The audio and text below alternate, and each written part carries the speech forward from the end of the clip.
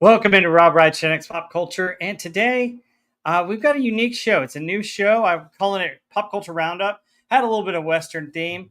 I hope you guys kind of like the intro. I will say that the bad isn't quite bad, just like the girl in that portion of the video, or at least as a toxic male, my view of that girl. Stock footage from what I was pulling, and I thought it was pretty cool. Anyway, folks, this show basically we take the stories from this month and basically turn it into the good, the bad, and the ugly, and do kind of a review of the month. Some of them you might have heard on Pop Culture Breakdown with Doomcock. Some of them are stories that we don't necessarily cover on there. So today we got a lot of cool stuff for you. We got some promising trailers that I think are really, really cool. A couple movies and a show coming up that I think is going to be fun. For the bad, may not be as bad, but there are just some question marks about it. But man, we had some ugly things this month as well. There were a couple guys that were supposed to join me. They're either running late or not going to be able to make it. So it's just me. But I wanted to get started with the show. One other thing I want to tell you about the show that's really cool at the end. I've got a new segment. It's called What Would You Do? And it's simply this. Basically, if you were handed a certain product brand or franchise, what would you do with it? Would you make a TV show? Would you make a movie? What are your fun ideas for this brand? I've got a cool idea for Masters of the Universe, so I chose that as my first what would you do topic. So that's what we'll do. And then next month, we'll choose another one. Hopefully, I'll have some guys together that'll be able to do a panel. This was put together last minute because my other show, The Hits of 1973, got canceled due to some technical difficulties that a couple of my members were having. And we pushed it to next week. So next week will be The Hits of 1973. And the way my channel is shaping up is we're going to have a cool show where we're reviewing a World War II TV show or movie. So right now we're going through the Pacific, then we're going to do Masters of the Air, then World War II movies.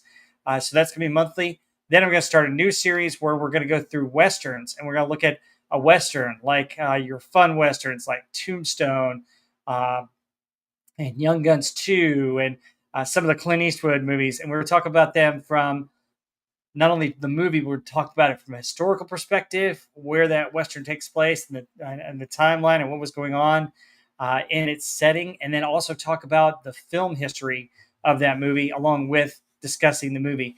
Then, as usual, we will, during the month, we will have my yearly history of top 40. And then finally, this show, which is the Pop Culture Roundup. I give it a little bit of a Western theme to kind of go with the Westerns we're going to start covering. And we'll round up everything in pop culture, the good, the bad, and the ugly. So I hope you guys like this. This is a pretty cool idea for a show. What do you guys think? I'm thinking we start out with the ugly, get the bad news out of the way, and then we go to maybe some of the good stuff or maybe some of the bad stuff. But give me a thought in the comments, and I'll fire away. A lot of interesting stuff so far this month. Got to see Superman. You know a little bit of my thoughts, but I will really get into it. And I'll get into mild spoilers. I'm not going to spoil the whole movie for it. I thought it was good, but not great. So it's in part of my what's good. Folks, the trailers that I saw this past week for Tron Ares and Mortal Kombat were pretty good. There may be some hope at the end of the tunnel.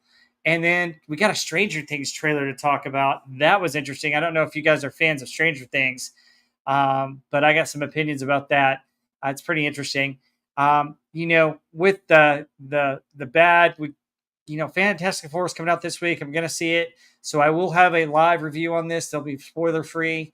I'll be able to tell you about that, and I'll give my thoughts of it right now. And then also, Jurassic Park came out this month. Subpar reviews, but it's actually playing well internationally and nationally. I guess because folks still like dinosaurs. And then what on earth? There's a Harry Potter reboot series on HBO. There's a lot to talk about with that. And then finally, the ugly that we've got. Oh my gosh, guys. I'll rehash really quick. Ironheart. Oh my goodness. One of the worst superhero shows I've ever watched. And then Kenobi season 2. Do we really need it? Did we really need season 1? So we'll talk about all those. Anyway, James Caserta, welcome in. Glad you're here. Johnny Frijole, welcome. Lombardi 1969, Sig Valdison. SP4H. Glad to see all you guys in the chat. Let's get it started. Let's get the ugly out of the way because it's only a few things, and that should be rather quick for me to get through because, oh my gosh, the ugly is really ugly. So let's get into it.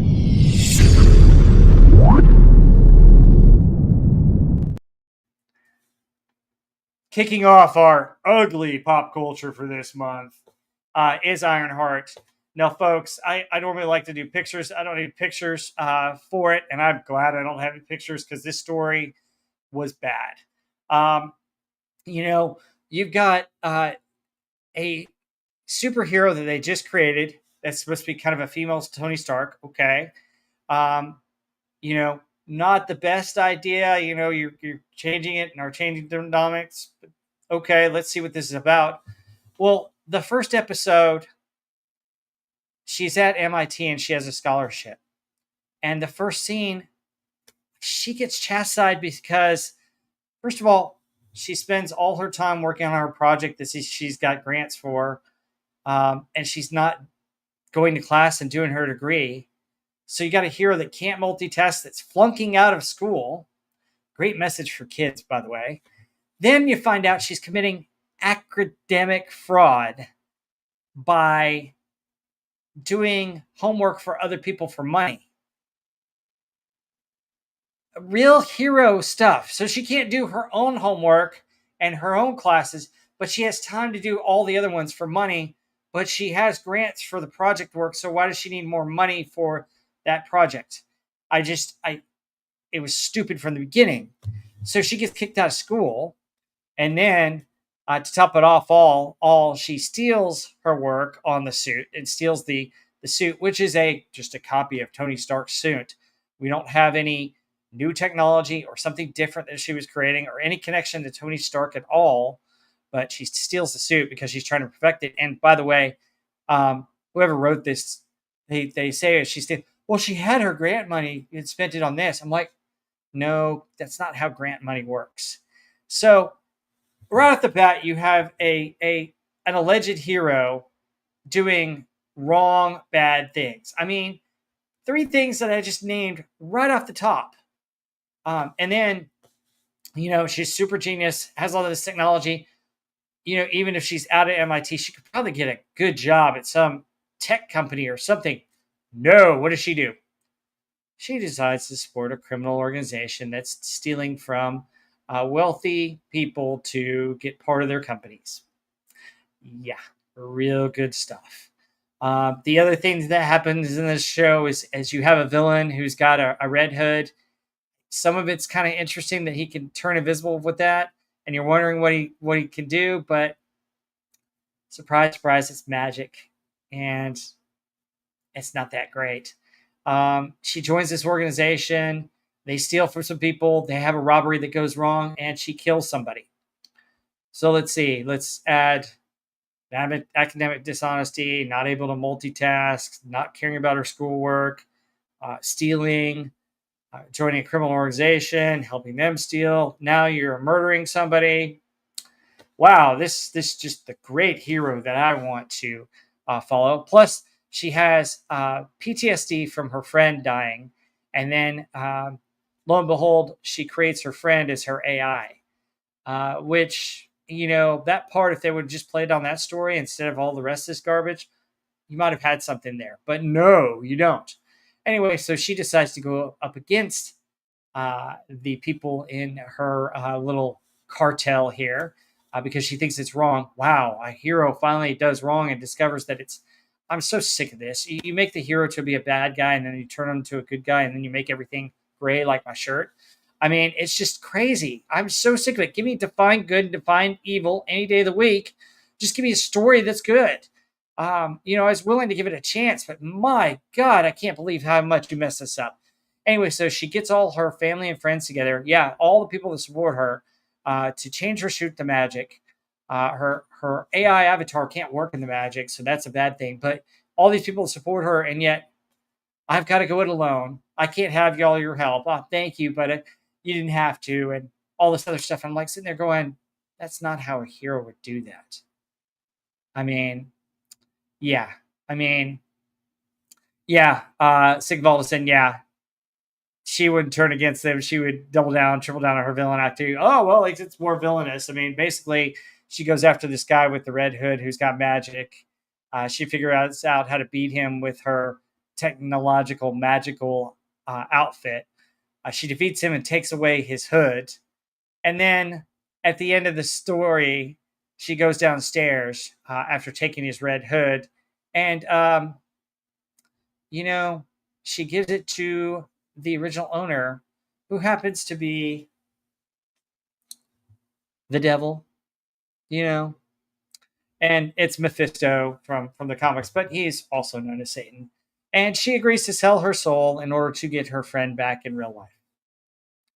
Yes, so hero, academic dishonesty, flunks out, steals, robs, joins a gang, kills somebody, gets revenge, sells her soul to the devil. This is just a great, great hero. And yes, Steve Alda said 100% narcissist. What the hell? I thought Disney was supposed to be for kids. I thought this was supposed to inspire people. I thought that this was supposed to really be the hero that, people could look up to and everybody could like. Nope. You can't even write that. It's just so pathetic. I mean, Disney has lost their rocker. I mean, they're busy writing villains. They don't know how to write a hero. It's crazy. It's insane. But anyway, folks, that's Ironheart in a nutshell. It's terrible. Don't watch it. It's dumb. It's the most useless thing I've ever watched.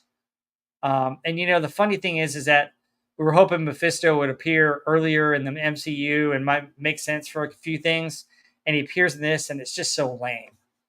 And the fact that she sells her soul to him at the end is just even more lame. You're sitting there going, what on earth? So, anyway, that's one of the ugly. The other ugly thing I've got to admit here is we're hearing rumors about a Kenobi season 2. Now, folks, Kenobi season 1 was a disaster. First of all, I don't think you needed it. Obi-Wan Kenobi's a great character, and we kind of know that he's kind of the guardian and watch over Luke in secret.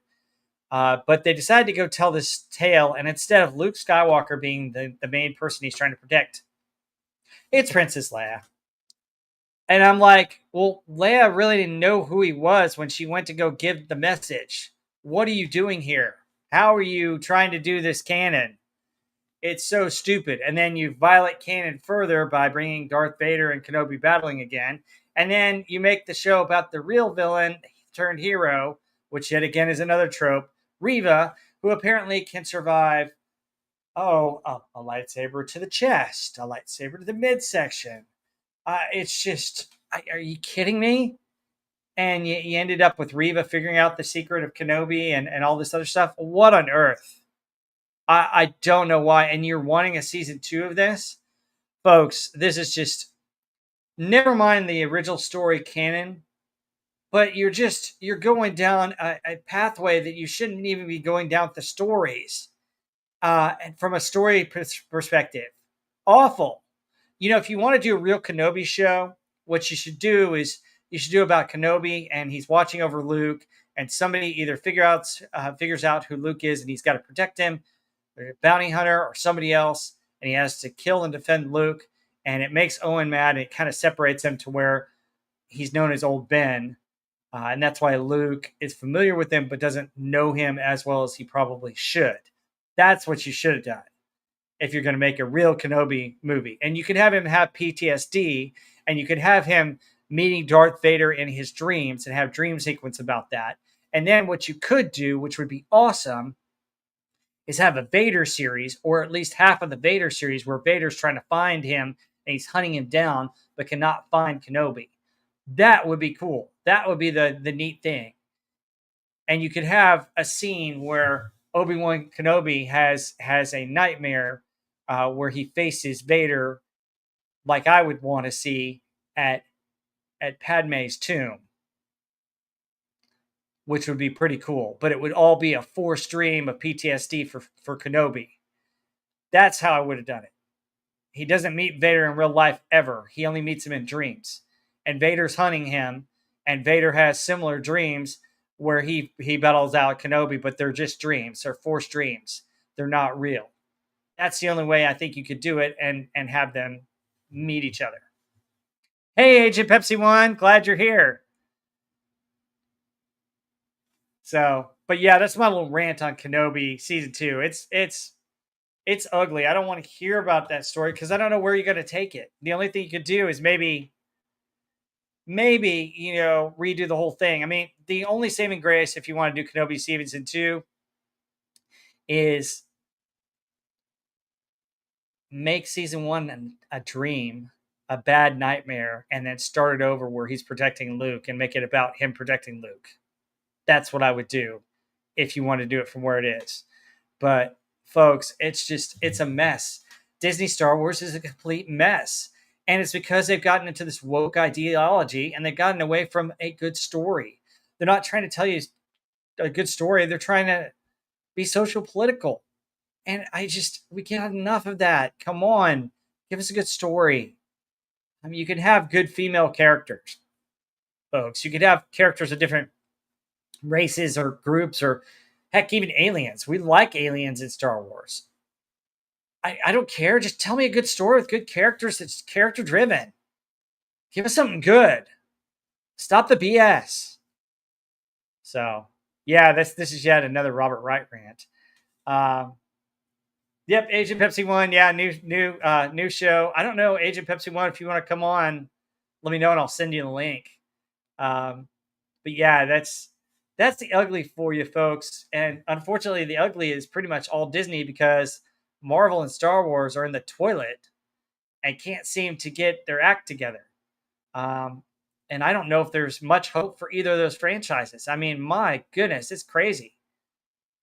Lombardi 1969 World Awards Dimension. Oh, dude, if you do World Between Worlds, that would help. That would kill the sequel trilogy, and it would allow you to start over. Uh, you know, yeah. Why not just give money to good causes in lieu of Kenobi? Better ratings. Heck yeah, that'd be awesome. Oh, Agent Pepsi One. I hope your aunt's doing okay. So, Star Wars always had strong female characters. Princess Leia. Yeah, Princess Leia is very strong. I like her. I always like Princess Leia. One of her first scenes with Luke Skywalker. Aren't you a little short for a stormtrooper? And then would somebody get this walking carpet out of my way? So she handles herself well against Han and Luke. I mean, it's pretty awesome. She also, you know, stands up to Vader and Tarkenton. I recognized your foul stench when I was brought on board. I mean, so how about a straight up Luke versus Vader series? Duh. Yeah, that'd be interesting. I mean, honestly, I would love to see maybe a Star Wars what could have been, maybe even an animated series where you went and did Splinter in the Mind's Eye because that was always an interesting book. So, Agent Pepsi One. Let's see. Prayers for your aunt. She's just very elderly. Has been in the hospital recently. Her cousin's working a 24-hour shift at the hospital, and she just wanted her to be alone. Oh, that's awesome. I'm so glad that you're doing that for your cousin and for your aunt. Sig Valdison says, I wouldn't mind them taking comic storylines about Vader and turning those in live action. Oh my gosh, folks. Sig Valdison, you're 100% right. Folks, if you get a chance, I mean, either get the comic or go on YouTube because there's some people that have spoiled it. The Vader comic is pretty good. It's a lot about him hunting Jedi and some of the things he has to do to prove himself to Emperor Palpatine. Some really good writing on that, you know. But too bad Disney doesn't recognize the expanded universe or anything else. I mean, it's just crazy, you know. Agent Pepsi One. I want no demand a young Palpatine series. It would be great. Oh yeah, absolutely. I mean, honestly, here's what I would do. I would do World Between Worlds. Get rid of the sequel trilogy. I would have, you know, I would go down the Zahn trail. Either give me the cartoon versions of those movies and give really good animation, which I'd be okay with, or give me live action with a new cast as Luke, Han, and Leia would be great. Um, Johnny Frijole says, "How about a Kenobi going on a gambling bender on Canto Bite and trying to resist using the Force?" Funny idea. I mean, I'm sure there's a little bit of gambling that he could do at Mos Eisley Cantina. But I think what you have to do with Kenobi, if you're going to keep him in between the before New Hope and after Revenge of the Sith, if you're going to keep him on Tatooine, that I think he has to find a way to protect Luke. That's your main storyline there, and really have a separation between him and Uncle Owen, because it seems like, if you the original Star Wars, old Ben, Ben Kenobi. So it looks like there's some familiarity that Luke has with who he is, but I don't think he's seen or heard from him in a long time. So it would make sense that there would be some interaction with him in his younger years, and then tail off towards where we were when we get to A New Hope. So, but anyway, that's the ugly part. So those two things. So Agent Pepsi One, there's a mirror universe, not thinking of a better term, Star Wars universe. I found a video on YouTube in relation. Vader's like an FBI director hunting terrorists, rebels. Yeah, I mean, honestly, I'd love them to adapt the Vader comic series. To me, honestly, I think it'd be cool with Vader going after everybody instead of using any kind of minions. I just think it's dumb. Oh, so books. There are Mirror Universe books. Oh, okay, cool. I didn't know there were Mirror Universe books. Oh, man. It just shows how great the EU was. And to be honest, those of us that lived through or were around for the original trilogy and had to wait till 1999 to get to the prequels, that's what we had. We had the EU. We had the books and stories we made up ourselves. Pretty cool. All right, folks. So that was the ugly. All right, folks. Do you want to hear the good or the kind of bad? What's next? Do you want to go?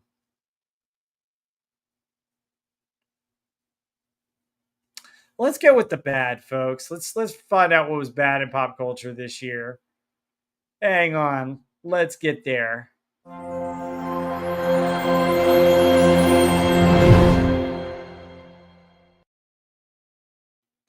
Okay, so we're transitioning, going from the worst to kind of the better. We're gonna start with Jurassic Park. So I've heard reviews of this. I've heard it's not that good. That it's the same Jurassic Park type story, where it's mainly they go the dinosaurs. I've heard that that we have a little bit of feminine takeover of it. The dinosaurs are cool, but it's the same plot with the same thing every time.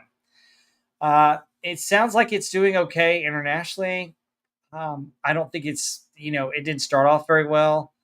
I think mainly if you got kids who still love dinosaur movies who haven't seen the original Jurassic Parks, they're the ones that want to go see this. Me, as a fan of the original Jurassic Park, you know, I, I I'm not interested. I saw Jurassic World and it was okay. The original Jurassic Park was great. The other two movies were okay. But really, what can you really do to change the storyline or do something? Personally, I don't know. I think a lot of people will enjoy it just because they like dinosaurs and seeing giant dinosaurs on the screen. That's cool. I mean, if that floats your boat, I mean, especially going after pterodactyls and stuff like that. But you know what? I think that if you really wanted to do a new Jurassic Park dinosaur type movie, what if you captured the dinosaurs on the island and brought them back, a la King Kong or something like that, and they got loose in a city in the United States? How would that work? What would happen there? I mean, could you see a Tyrannosaurus being loose on a city, or pterodactyls flying around? a major city. That might be interesting. That'd be something different. That'd be pretty cool. But that would be a thing to do with it. That would be something other than rehashing the whole Jurassic Park over and over again. Always on an island, always going there. Nothing ever changes here. You've got the same dinosaurs. Um, Sigvaldson said, I heard from someone who enjoyed it. Personally, not interested. Yeah. I mean, it's a mixed bag. That's why it's kind of it's not an ugly thing. It's kind of in the bad. Um, Age of Pepsi 1. I don't know about you all, but I'm really annoyed with all these sequels. Hollywood has zero imagination left. And actually, um, doing stuff 40 years old. Hunt for October or racing movie like Days of Thunders. Those are fun and deserve sequels. Yeah, I agree, Age of Pepsi 1. Sequels show a lack of creativity when you do a sequel just to generate money from the stupid peasants. Yes, exactly. I think a sequel has to the successful things in a sequel. You have to further develop your characters, and you have to give them something new to do that lets you see another side of them. You guys, watching Pop Culture Breakdown this past Wednesday, we talked about Spider-Man 2, which was a great sequel, probably one of the best comic books ever made. You introduced a new villain, but what you did with Peter Parker in that movie is it's one of the very few movies out there, especially a sequel, that has the hero go through an all new dynamic of the hero's journey. And it's so different and well done and well fleshed out. And that's what you need to do with sequels because you've got to see a different side of your hero and further develop the hero.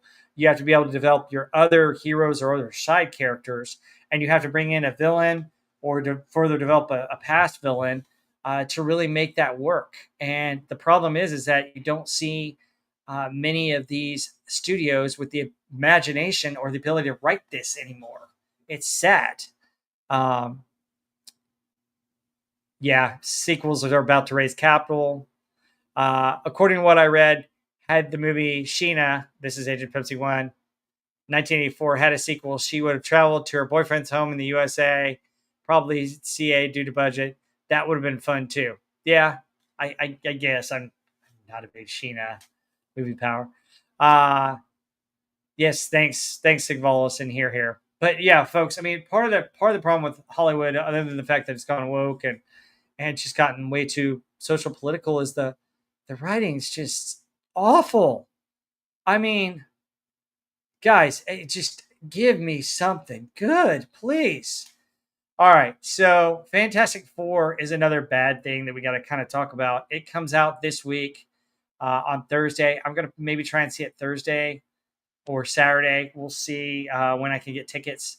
But the problem that I have right off the bat is Pedro Pascal's got to be in every dang thing. I mean, folks, the casting of this is not good.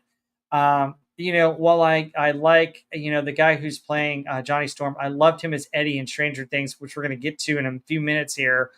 Um, I don't see him as Johnny Storm. I'm sorry, he may be able to win me over. The Ben Grimm that they cast in the trailers, he doesn't have the Ben Grimm gruff voice.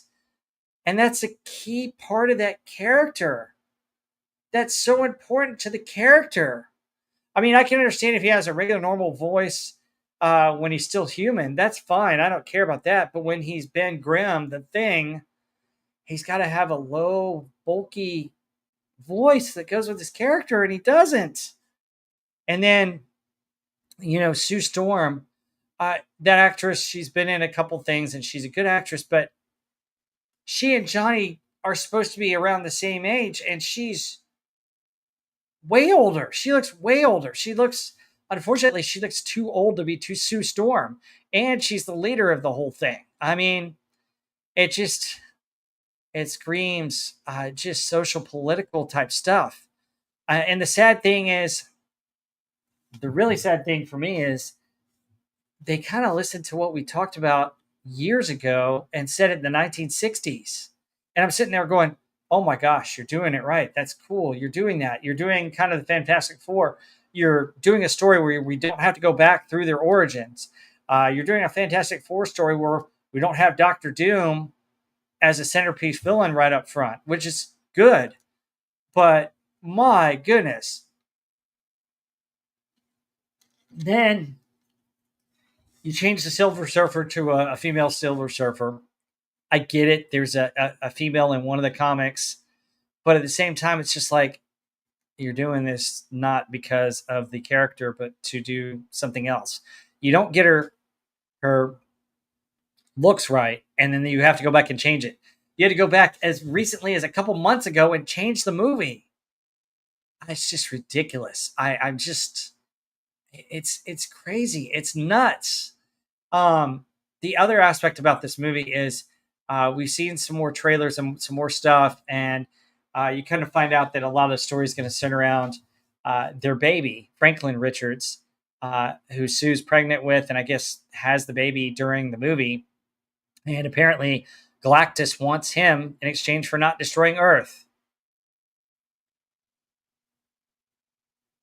So the movie is about a family who are superheroes who, in order to save the Earth, they have to give their baby to a villain who eats planets, who is predominantly going after their planet because he wants their baby. What kind of story is that? I mean, what are you trying to say? It gets into the social political nonsense, which I don't want to go down that road. But my goodness, ugh.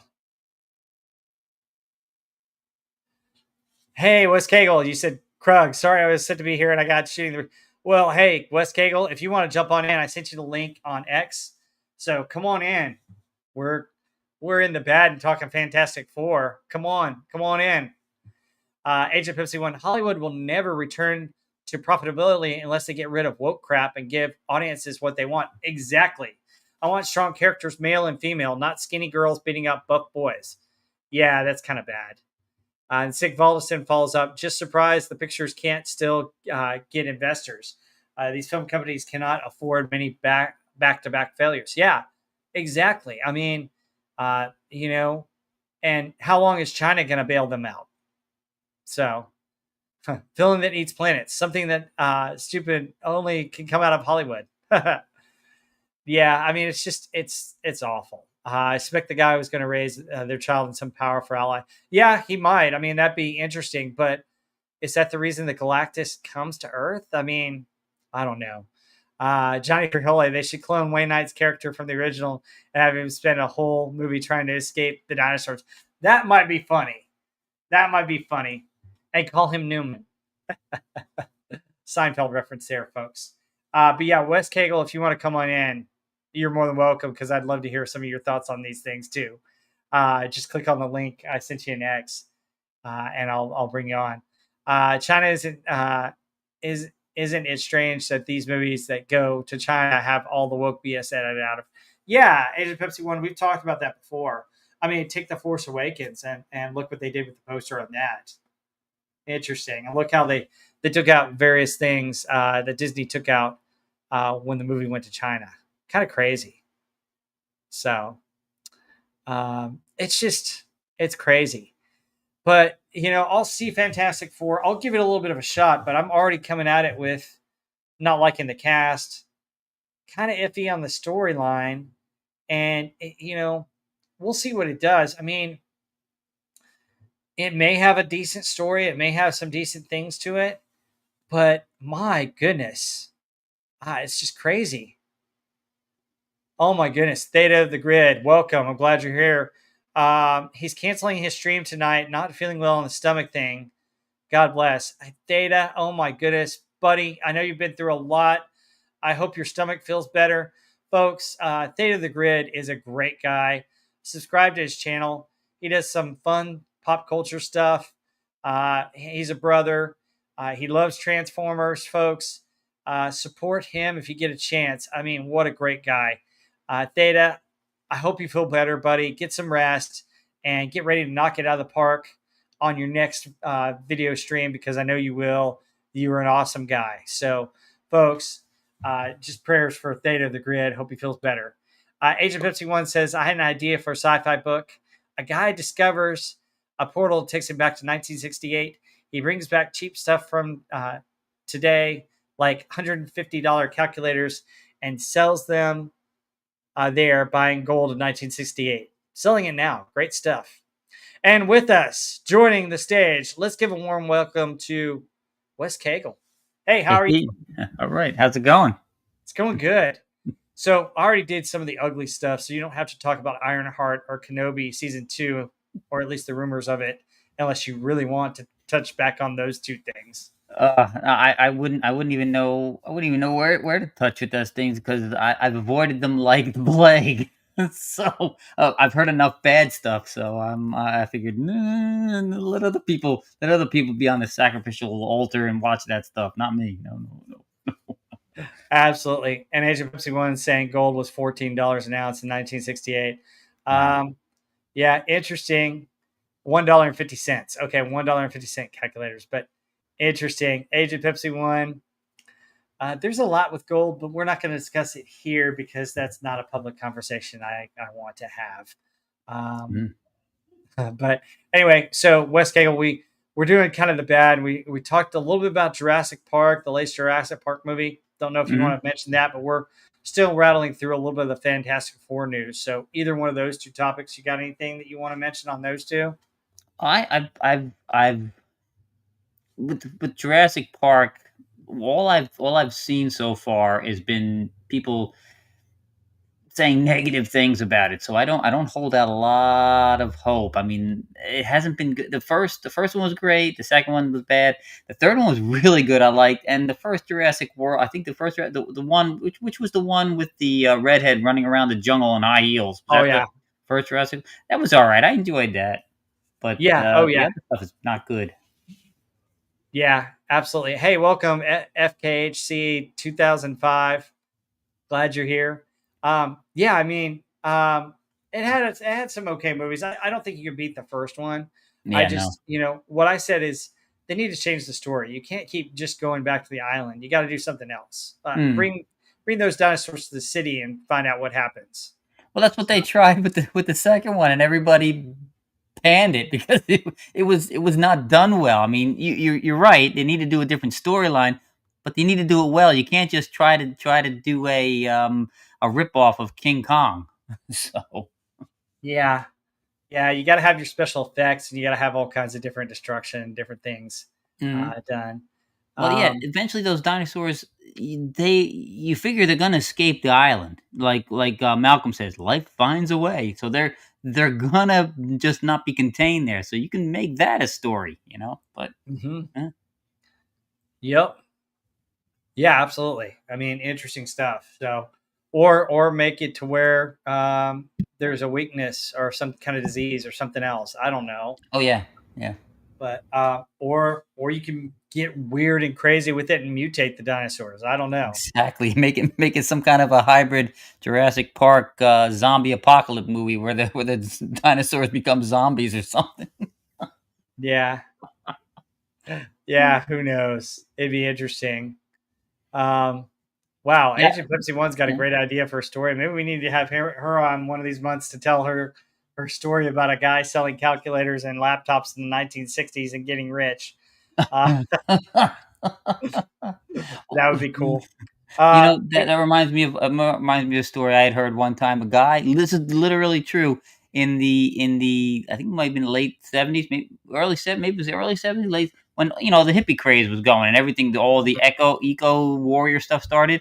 The guy put an ad in the magazine advertising for selling solar powered clothes dryers, and people were buying into it, and it was $150, and they were sending him money, and he was mailing them back clotheslines. ha, ha, ha, ha. Clever, though. Clever. Genius. Pure genius.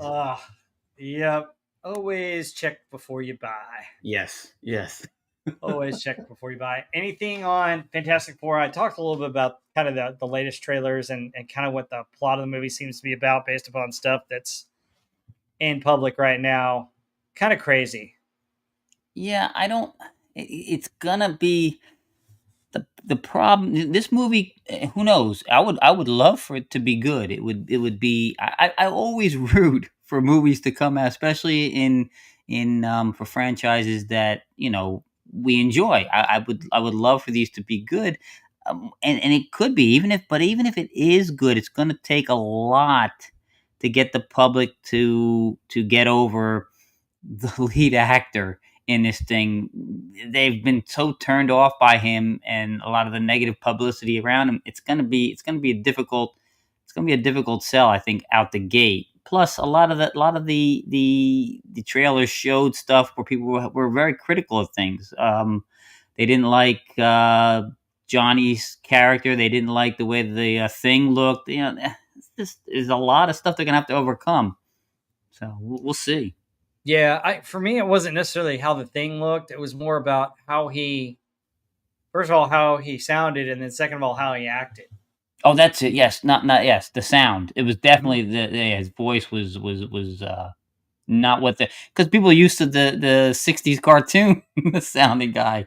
Oh So yeah, I mean that's where it started. Go back and yep, watch those '60s Fantastic Four cartoons. They were great. yep.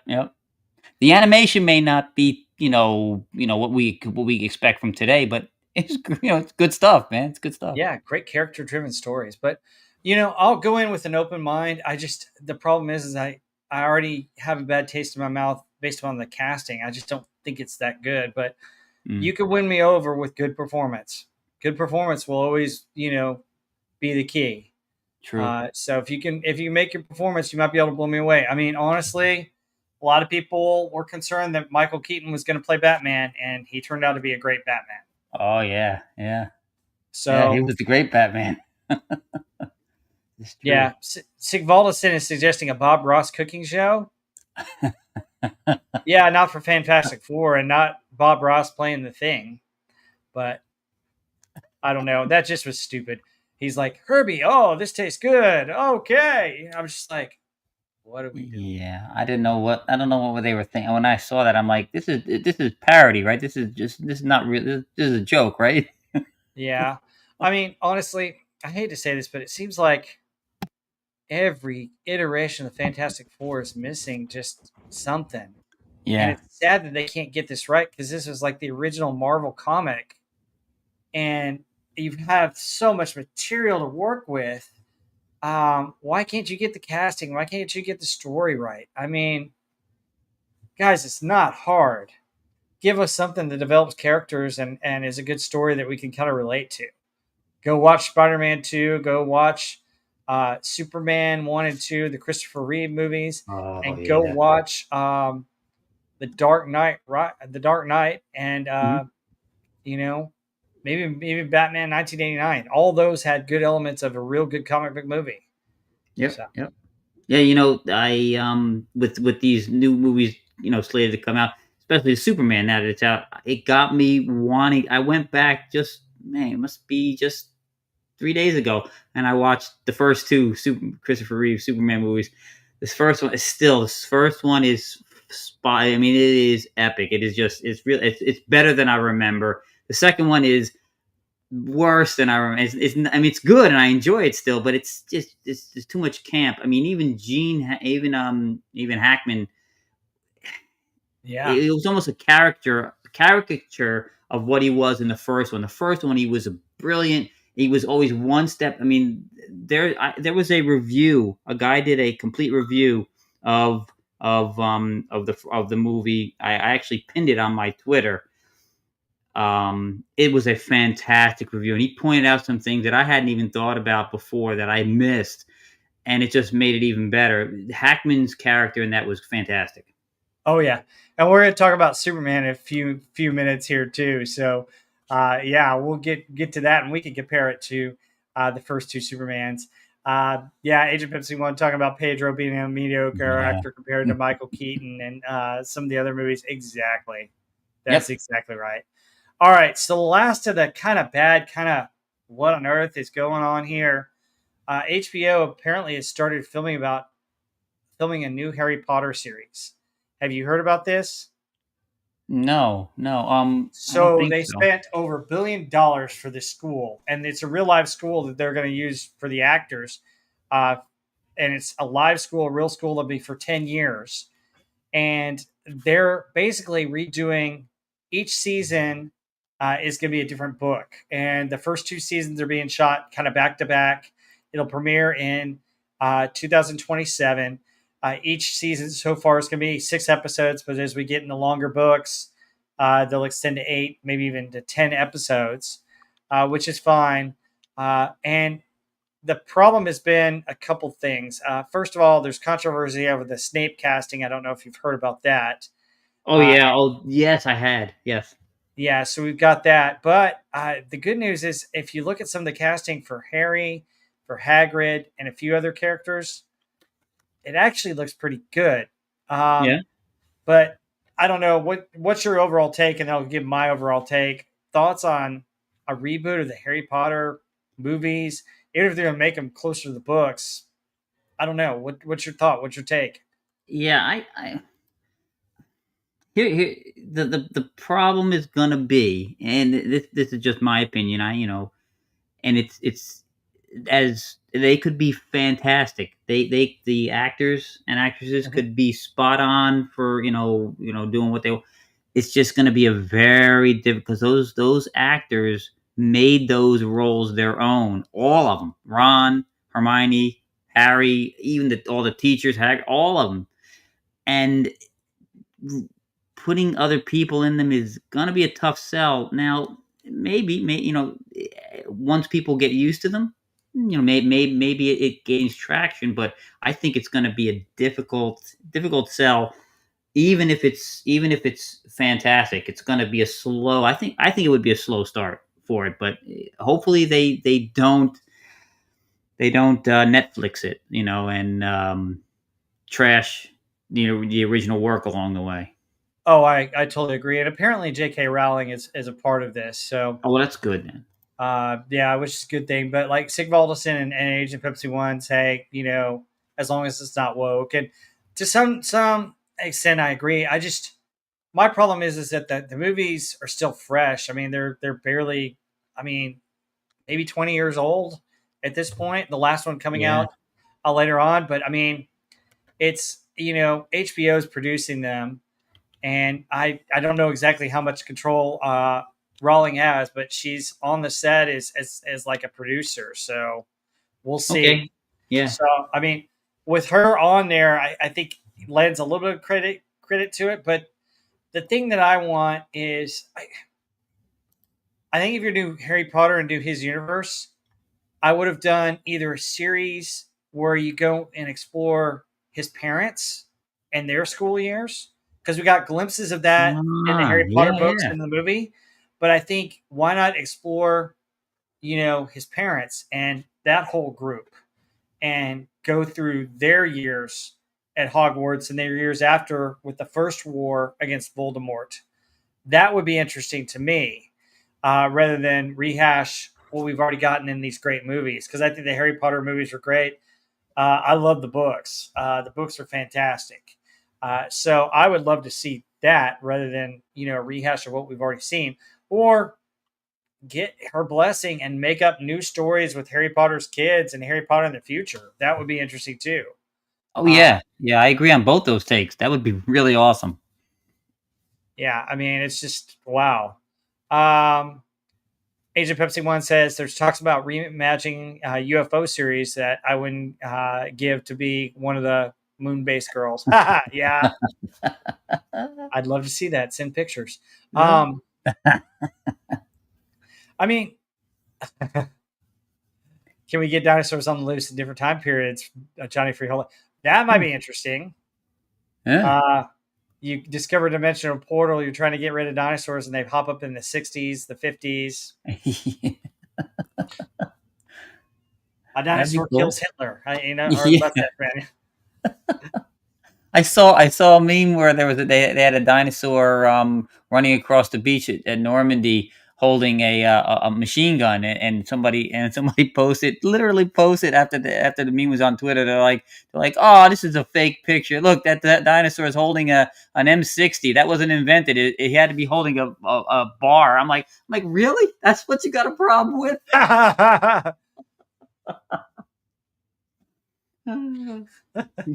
Asian Pepsi One talks about her moon base pictures would first have to go to her husband. Yeah, definitely gotta share with the spouse. But I don't know. I mean, I saw the pictures of Hagrid and Harry, and they look pretty good casting. I mean, they look Yeah. really close to what they are. So I don't Hmm. know. It's one of those things where okay, I'll give it a little bit of a chance, but I'm not overly excited about it. It's just something that I think doesn't need to be done. You know. Yeah, no, I hear you, and and I agree with you. Harry looks good, Hagrid Hmm. looks good.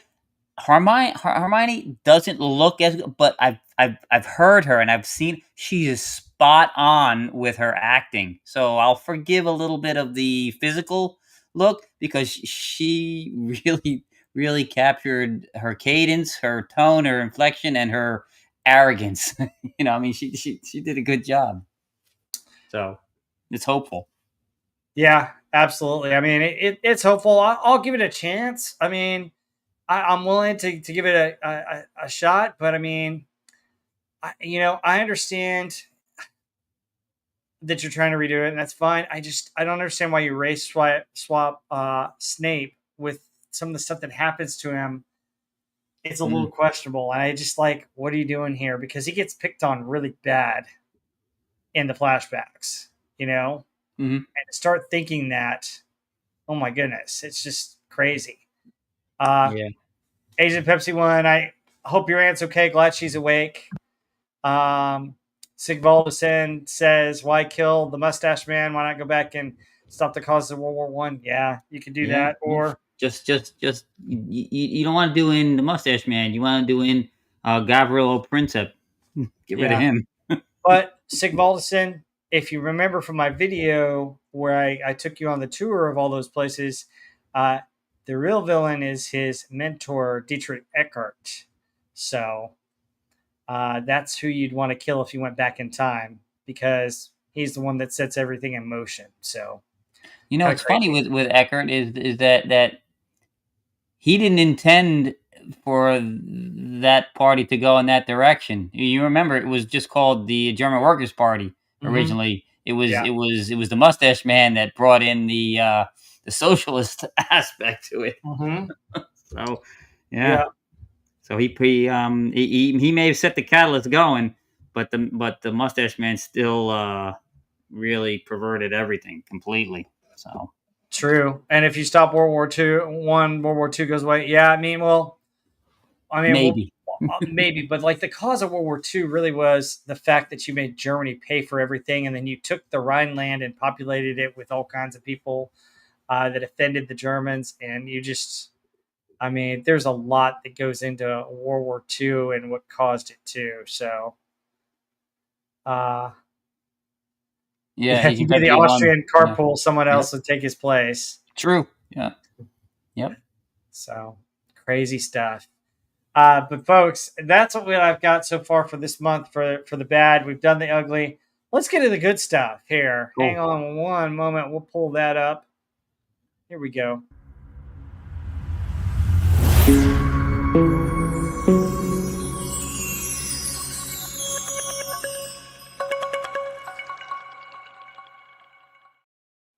So the good stories this month for pop culture. Gonna review a couple things. We got a couple of trailers that came out this week that I thought were really good and bringing me hope. But let's first of all talk Superman. Have you seen the new Superman? I have not seen the movie. I've only seen trailers and some reviews and such. So I've not actually seen the film yet. My brother saw it and he said you know what, it's good. He said it was good. So I don't know. We'll see. Yeah. So is there interest? Are you possibly gonna see it, or what are your thoughts?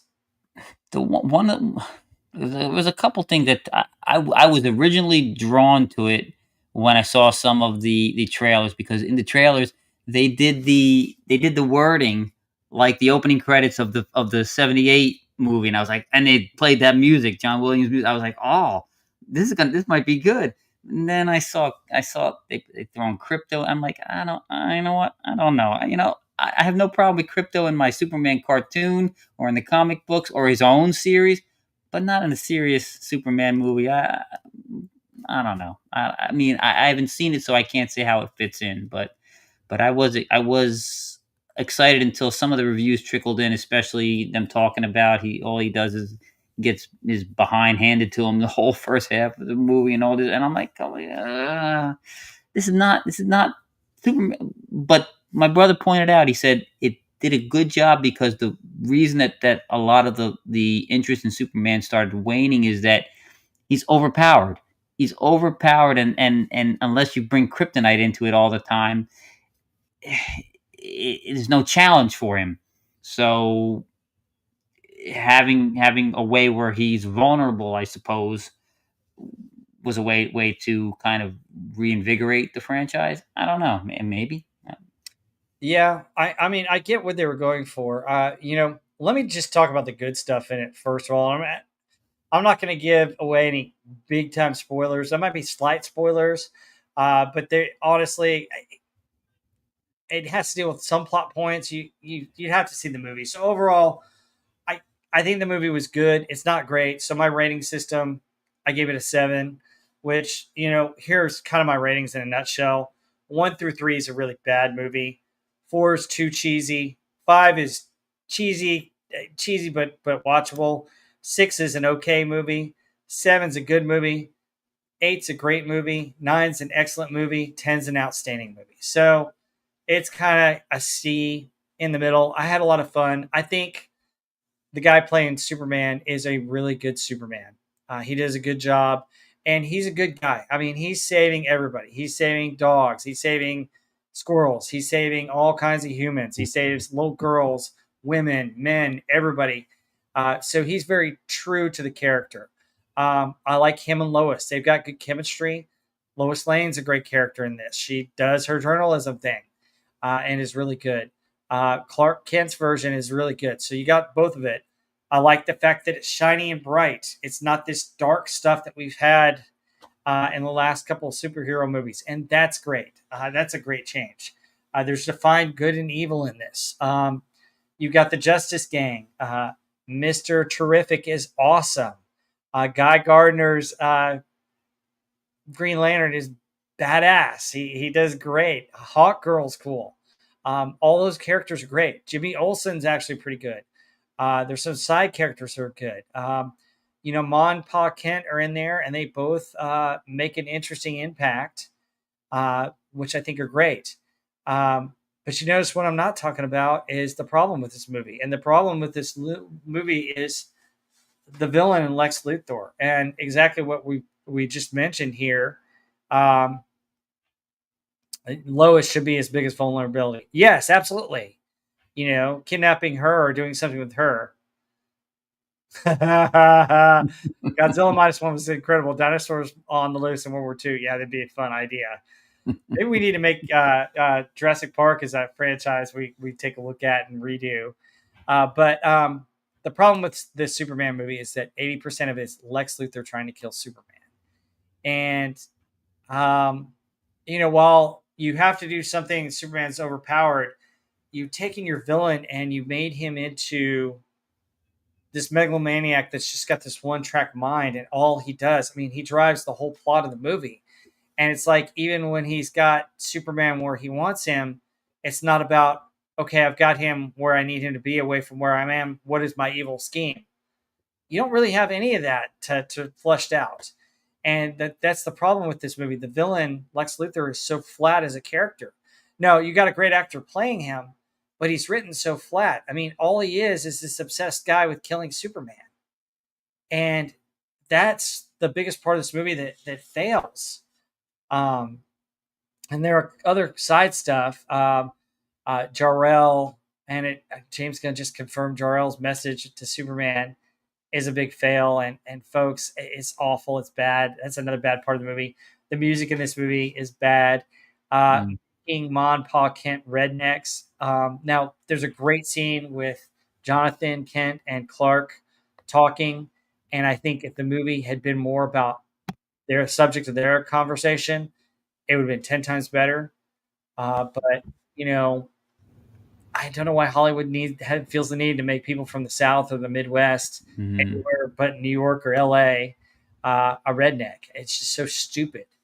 And then, Crypto's fine. Supergirl is not. She has a cameo and it's awful.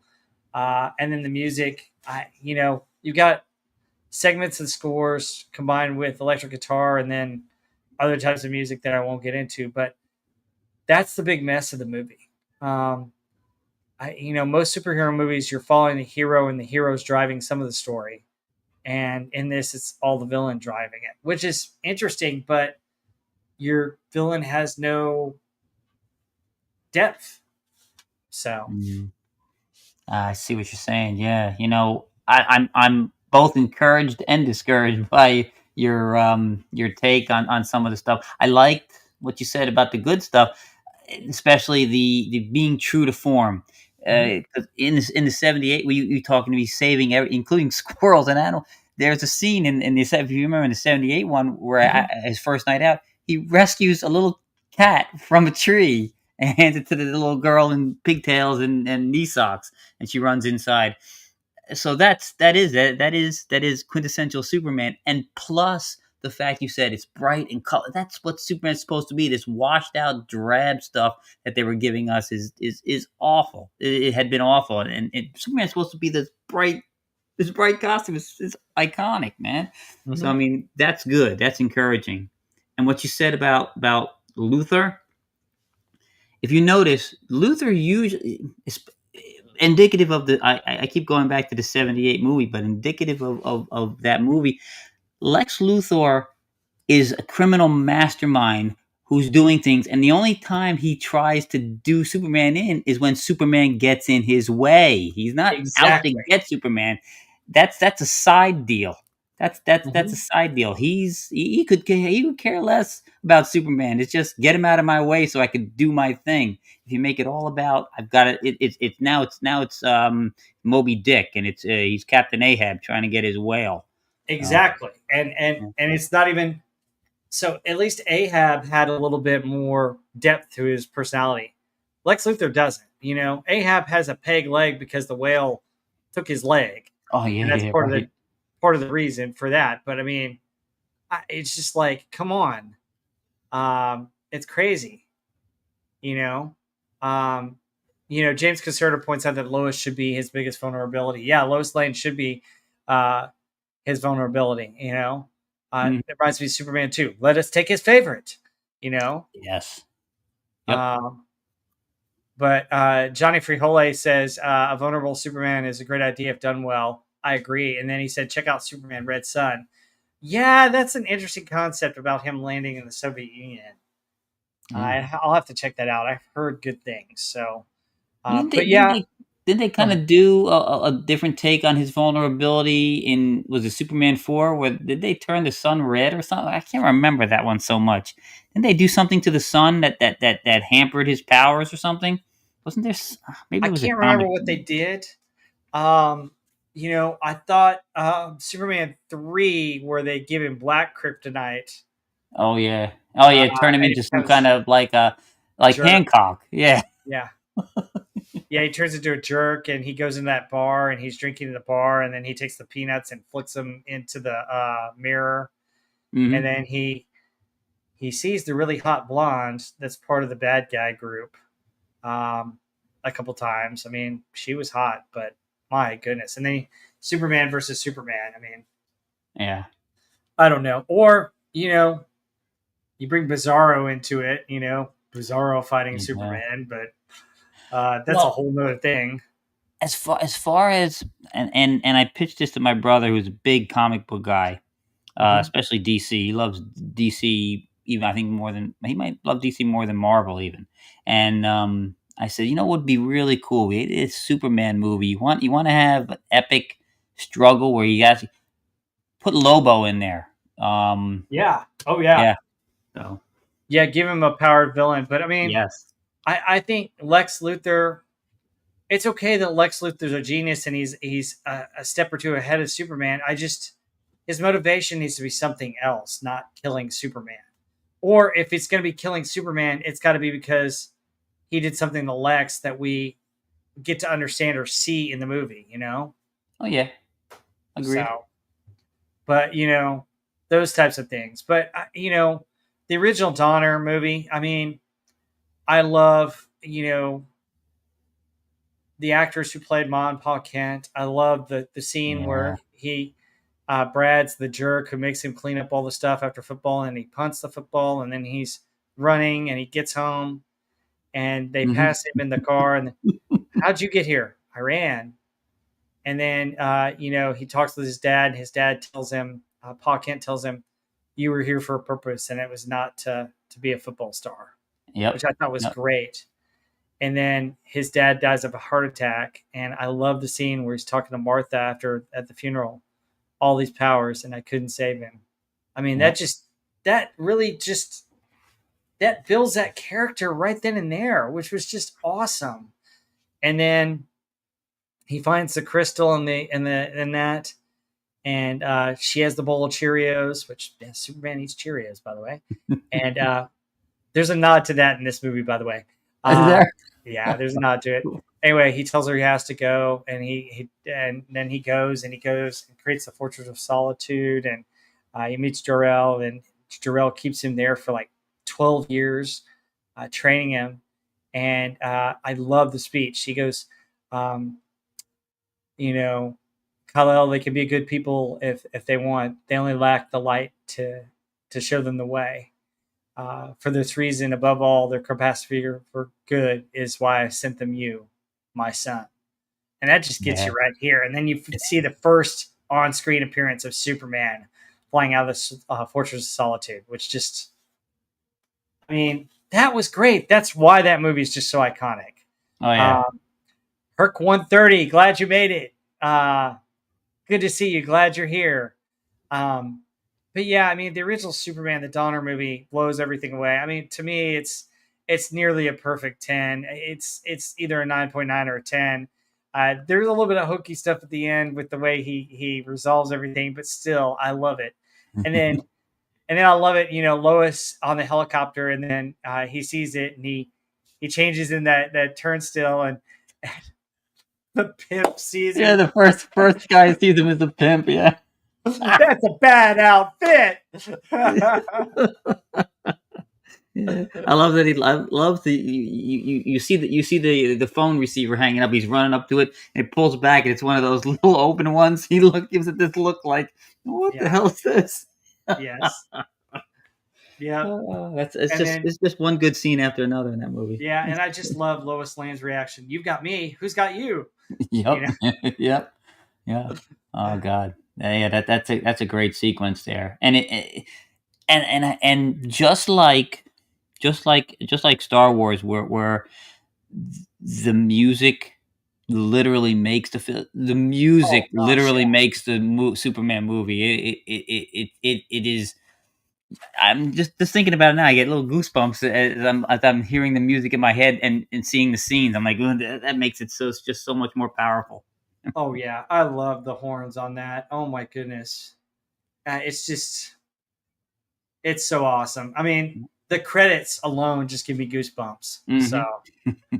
I mean, it's hard to top that movie. And I honestly, folks, Hollywood, go back and watch some of these movies and look at how they were made. You don't have to remake it exactly like that, but you need to look at the elements of how they pieced together a story and what they did to visually tell the story and how they drove the characters. Yep. You got to do that.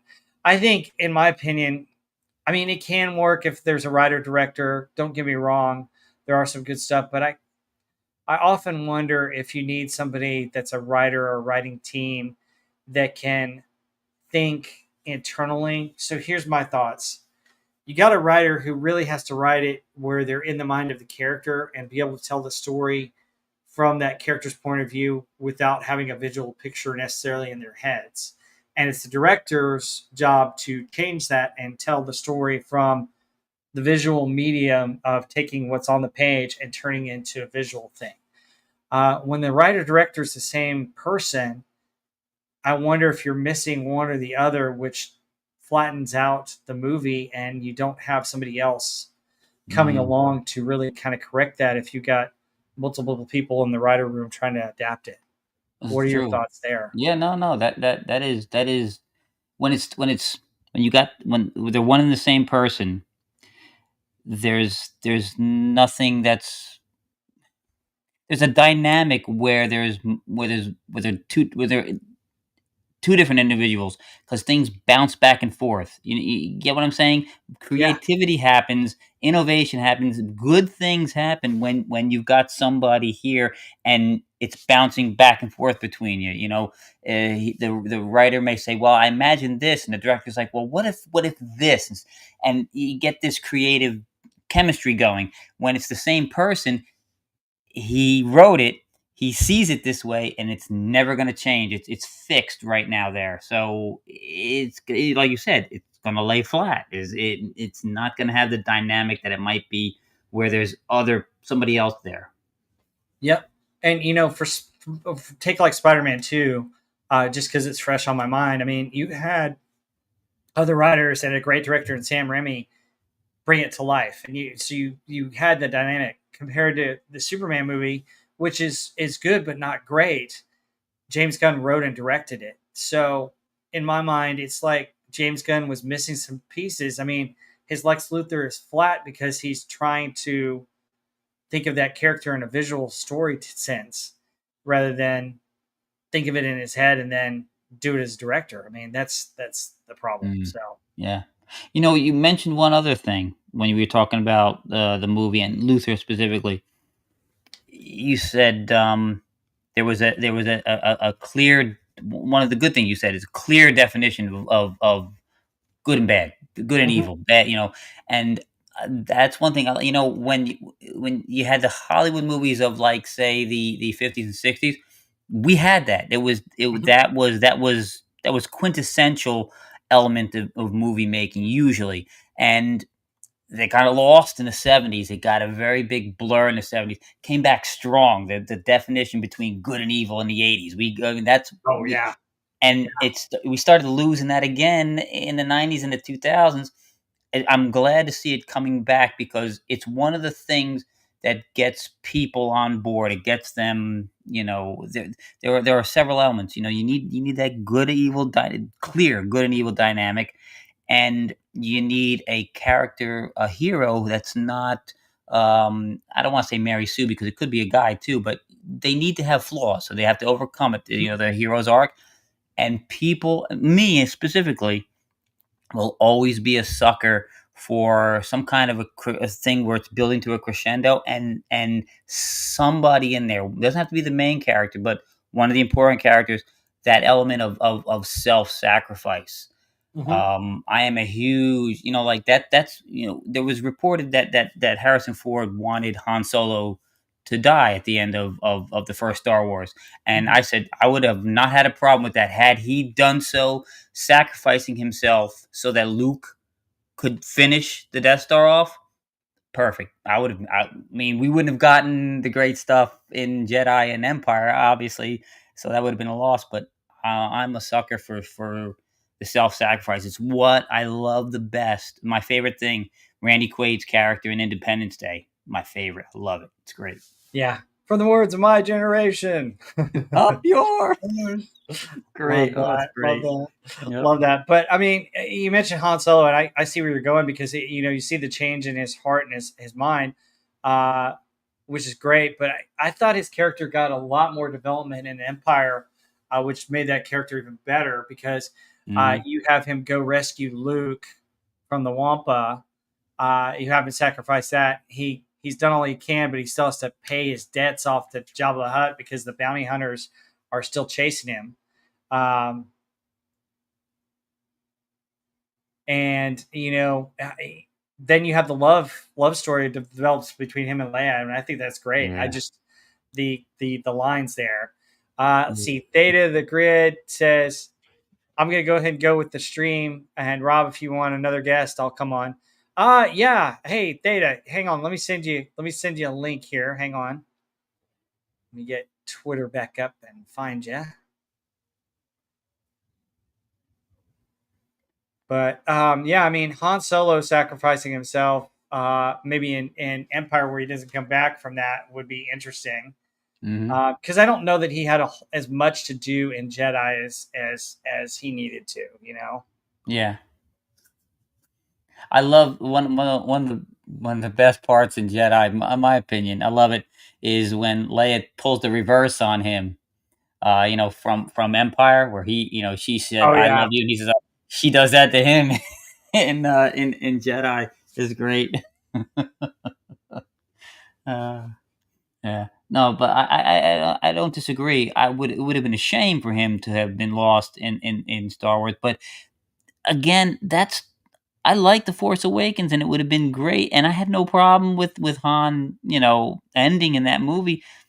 Let's have it mean something. Let's have it meaningful. Let it have, some way where he like I said, like Randy Quaid's character, Randy, I forget his name in the movie, but he gives that little heartfelt speech before he makes the ultimate sacrifice. Tell my kids I love them. I'm like, oh, it gets me here every time. You know, yeah. I mean, Han Solo's death in that was just terrible. it was That whole bad. movie just is awful.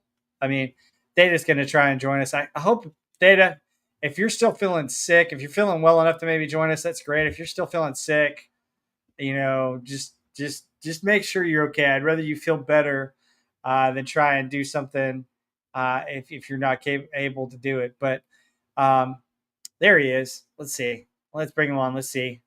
Hey, Theta, how you feeling? Hey, what's up, man? I had a little bit to eat and got some Tums in me, so I'm gonna try and just force through it tonight. But yeah, we're talking about Star Wars. I actually have the opinion that Jedi is my favorite film of the entire sequel and or not sequel, original trilogy and prequel trilogy. There it is. Yeah. I just, Yeah, love, Empire's my favorite, but I just love the redemption arc. Yeah. yeah, the redemption arc of Vader. Yeah.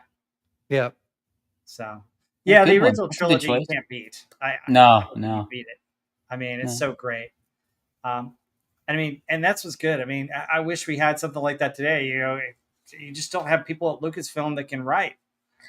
So, but Theta the Grid, we're getting ready to talk about a few trailers that just came out, and there's one that you're alluding to in your Y- icon that oh, came out. good. I'm glad. I'm about to do a video on it. Yeah. Okay, all right, folks, check out Theta the Grid. Can't wait to see his video on this. But good grief, guys! Wes Cagle, Theta the Grid. Did you guys see the Tron Ares trailer? You know The I new one. did.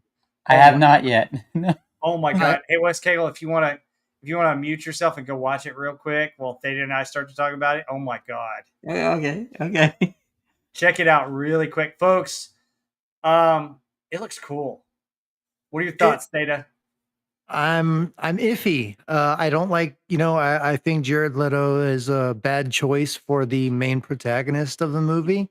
Um uh, I I do like that there is an implementation of both the grid from the very first Tron Legacy or Tron movie and Tron Legacy. When you see, um, spoiler alert, if you haven't seen the trailer, when you see Kevin Flynn, he is in the old grid, or rather his spirit is. I mean, it's almost like he's a force ghost, if you will. He's kind of transparent in the scene. Um, and I'm wondering if there's a part of him that when he jumped in the master control program in the very first Tron movie, Mm-hmm. if he became, or there was like an essence of Kevin Flynn that was transferred onto the master control program. And I'm wondering, my theory is that the Flynn that we see in the trailer is really the original master control program, masquerading as a Kevin Flynn, spiritual guide, because we see, I mean, we're going to get biblical with it now, but we see, the upside down triangle, which is, to me, kind of sounds like, it seems um, like an antichrist, like the Trinity upside down. You know what I mean? What I'm saying, like, in the original series, we have the Father, which is Kevin Flynn. We have the Son, which is Tron, and we have kind of like the Holy Spirit, which is what's her name? Lori, Laura Lori. Lori. Yeah, Lori. So I'm wondering if in this film they're gonna have kind of a duality of that, and coming into the real world, they're going to be bringing the spiritual antichrist, kind of a metaphorical spiritual antichrist anyway. Because you see that Dillinger is I don't know if it's the brother of Cillian Murphy's character in Legacy, or if it's the grandson of Ed Dillinger, the original. But he is a Dillinger. Jared Leto's character is made by Dillinger, obviously. On the back, he's the only one with the triangular identity disc, and it says Dillinger on the back of him. Oh, sweet. That's what I thought it was. So yeah, I was gonna say I thought I saw Dillinger selling it to the military, which I thought was cool. I Mhm. just think the idea, the concept of bringing the computer generated characters in Tron into our world is interesting. But the Oh, for thing sure. that Yeah, for sure. I mean, at the end of Tron Legacy, it was the natural progression. Yeah. oh, absolutely. And the other interesting thing is it's the red guys and everything's red. And I'm sitting there Yeah. going, interesting. Exactly. So, all right, we need to get this. Miss Kayla, you just saw the trailer. What's your take? So is it's not in the grid and it's not in the computer. It's all coming into the real world. Is that what I'm getting at? Oh, Yeah, okay. Yeah. Yeah, it's on the the red millet one, right?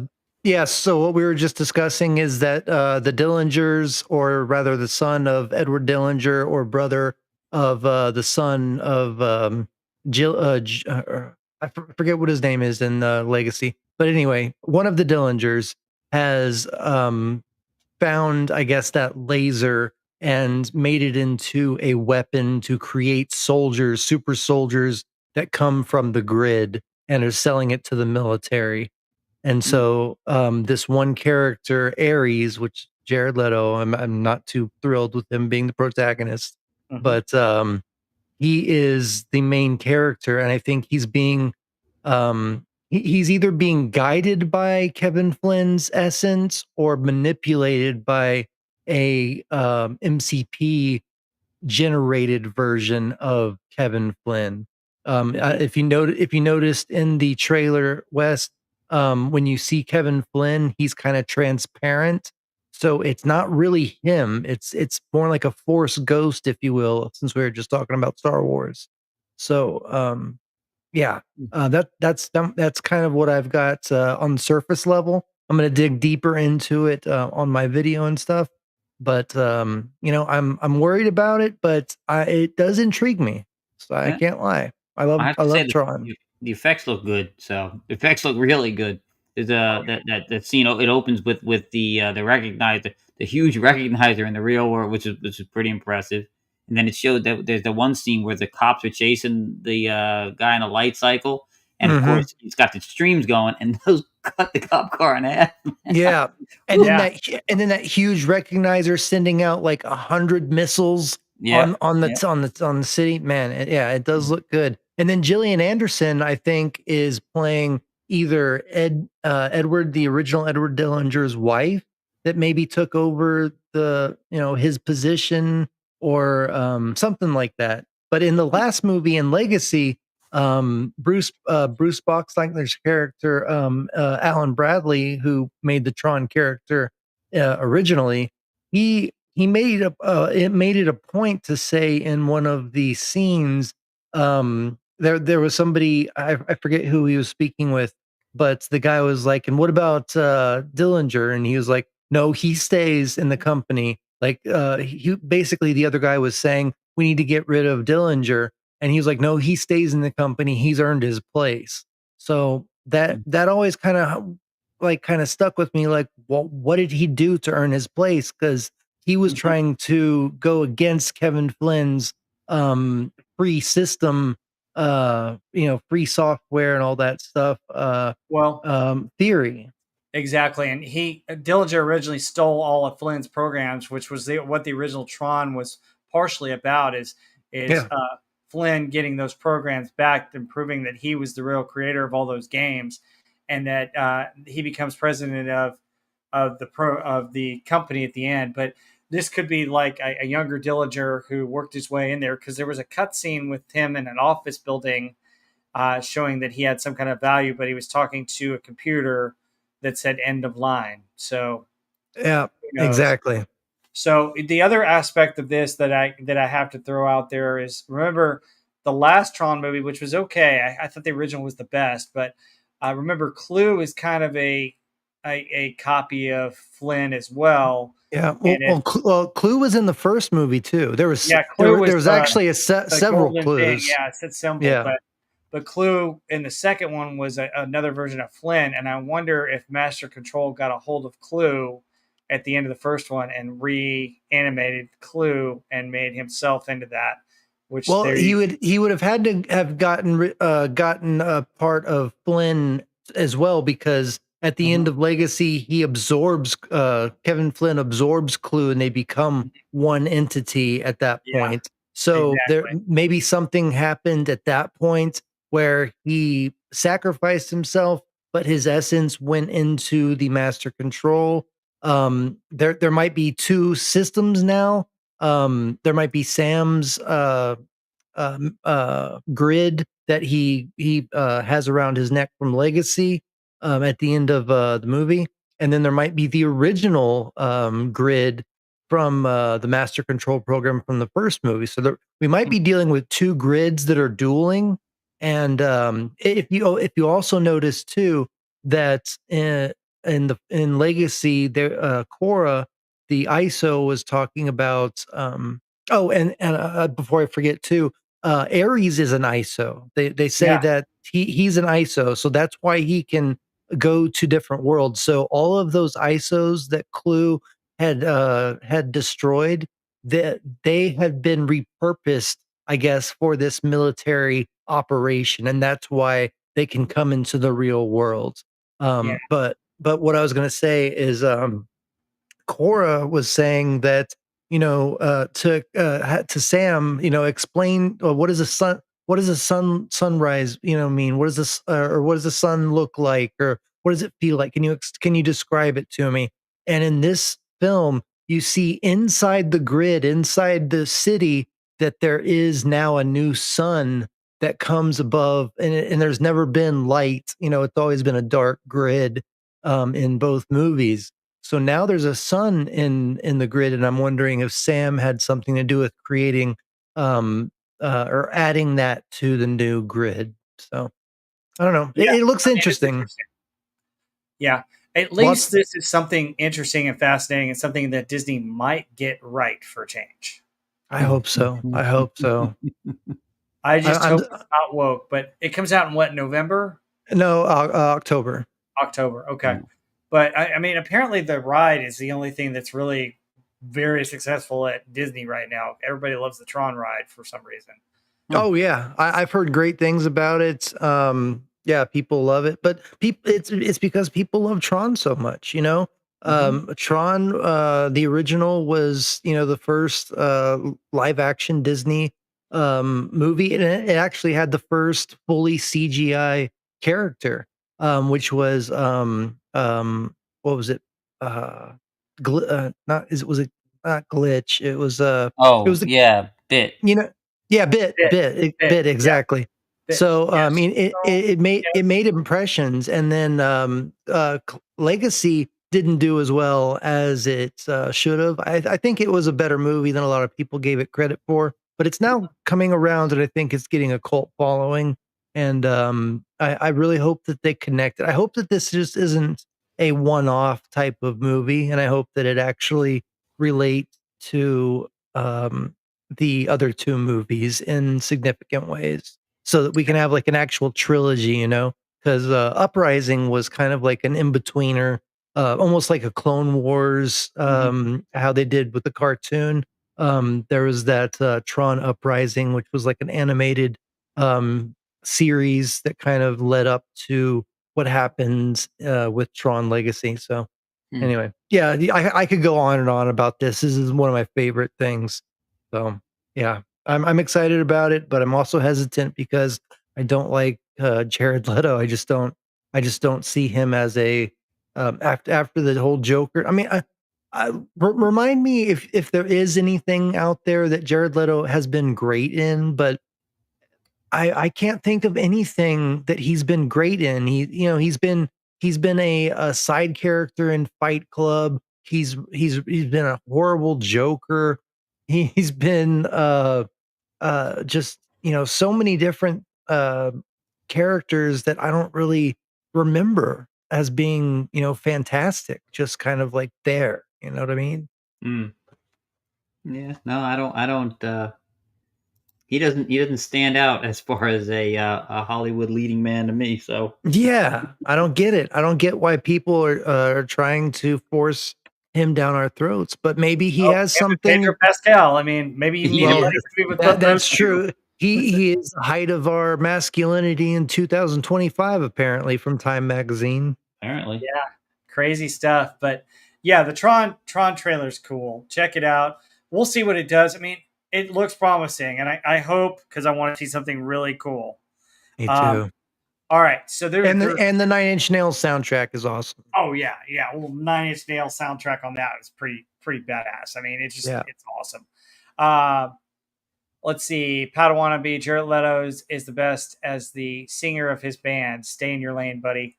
Probably. Yeah.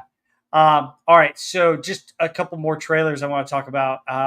Did you guys see the Mortal Kombat 2 trailer? I did too. Yeah, that's another one that I'm really Stable, interested have you in. seen that one?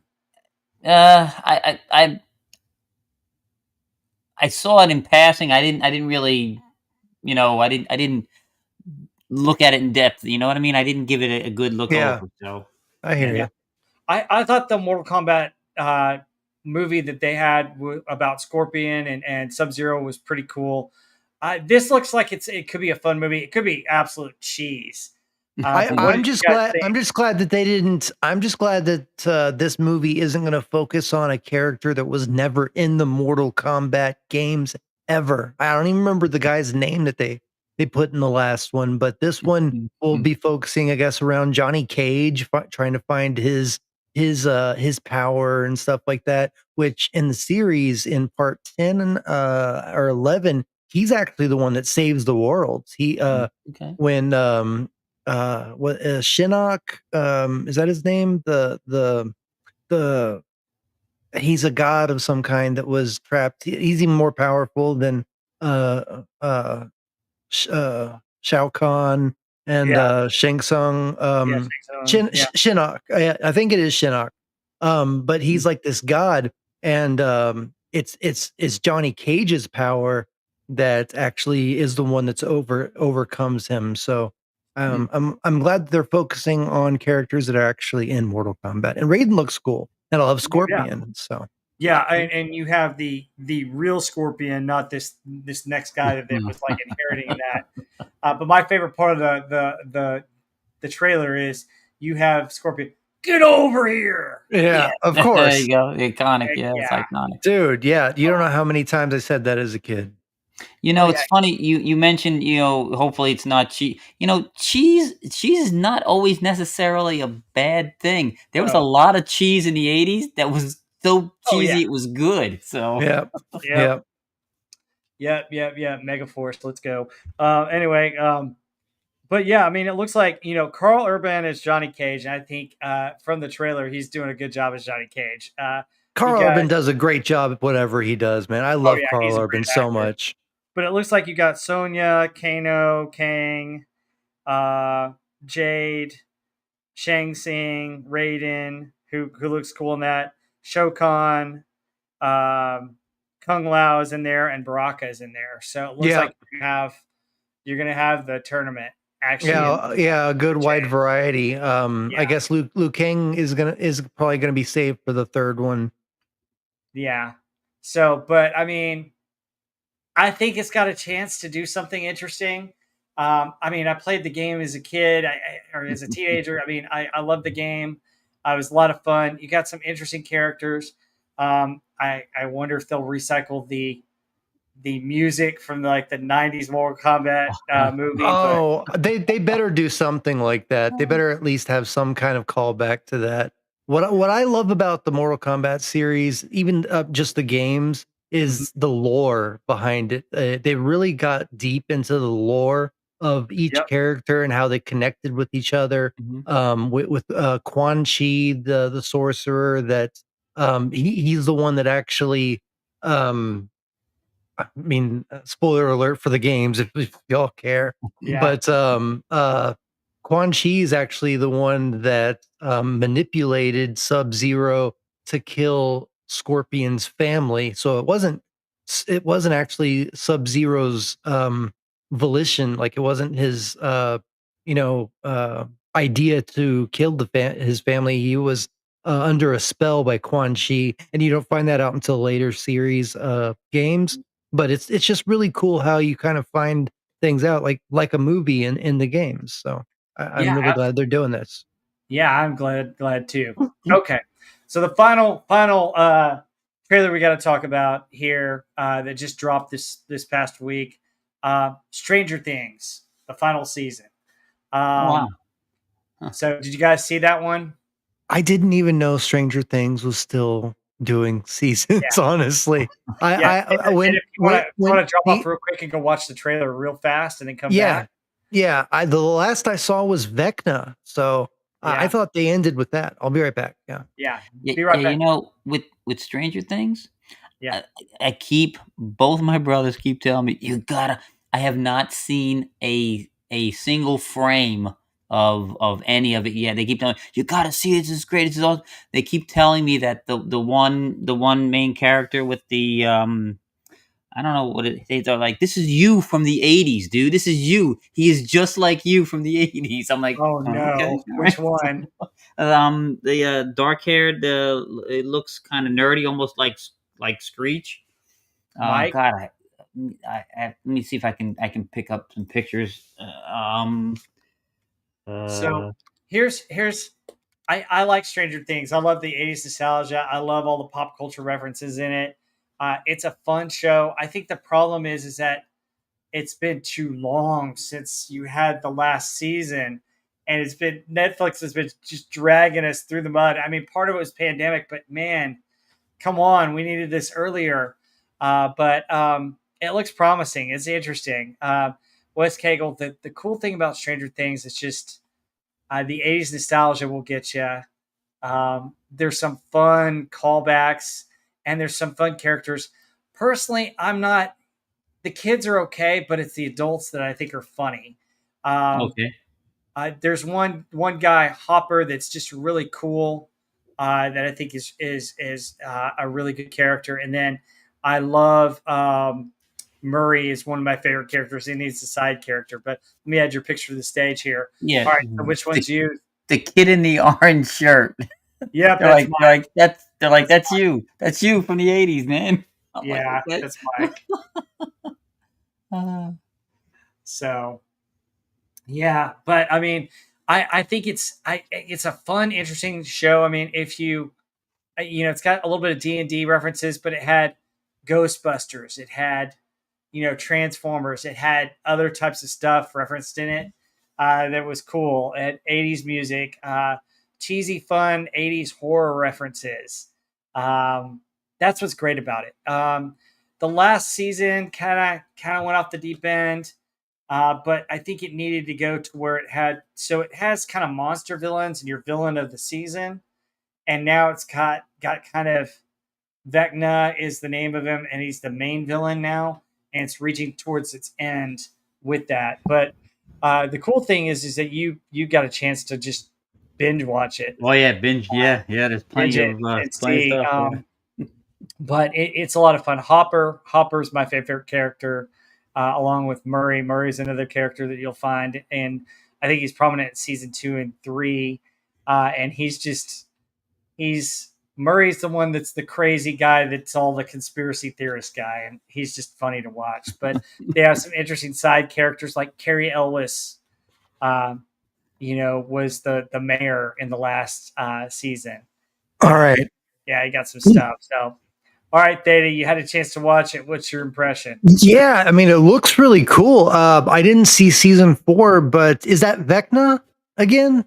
Mm-hmm. Okay, Yep. that's what I was thinking. So all this is surrounded about 11 and Vecna's relationship before the series happened. Yeah, it looks really interesting. It makes me want to go and watch season 4 to see what I missed out on. I could have sworn that they ended the series with season 3 with Vecna, but I loved the show. So I mean, I loved it so much. I guess I got out of the streaming. I couldn't afford it for a little while, but um, yeah, I would love to see this. This looks really good. I love the animation. I love all the characters. I love how Hopper has kind of like been like the main support for the entire for the children and for the war against this. I don't know how the military and all that has come into play. Yeah, I'm not going to spoil season 4 for you, Okay. but there's stuff with the Upside Down that happens. So Okay. All right. Yeah. that's Looks cool the only though. kind of, it's cool. And West Cagle, the Upside Down is kind of an kind of a reverse world that you'll find that this is what this is about. Oh, okay. But it looks cool. The problem with Stranger Things is just it's been like you had part of it's a pandemic, but so many years between seasons that people tend to forget about it. And Yeah. part of Just that, that's exactly what happened with me, I guess. Yeah. yeah, and part of it, Netflix lost some of their audience by doing that.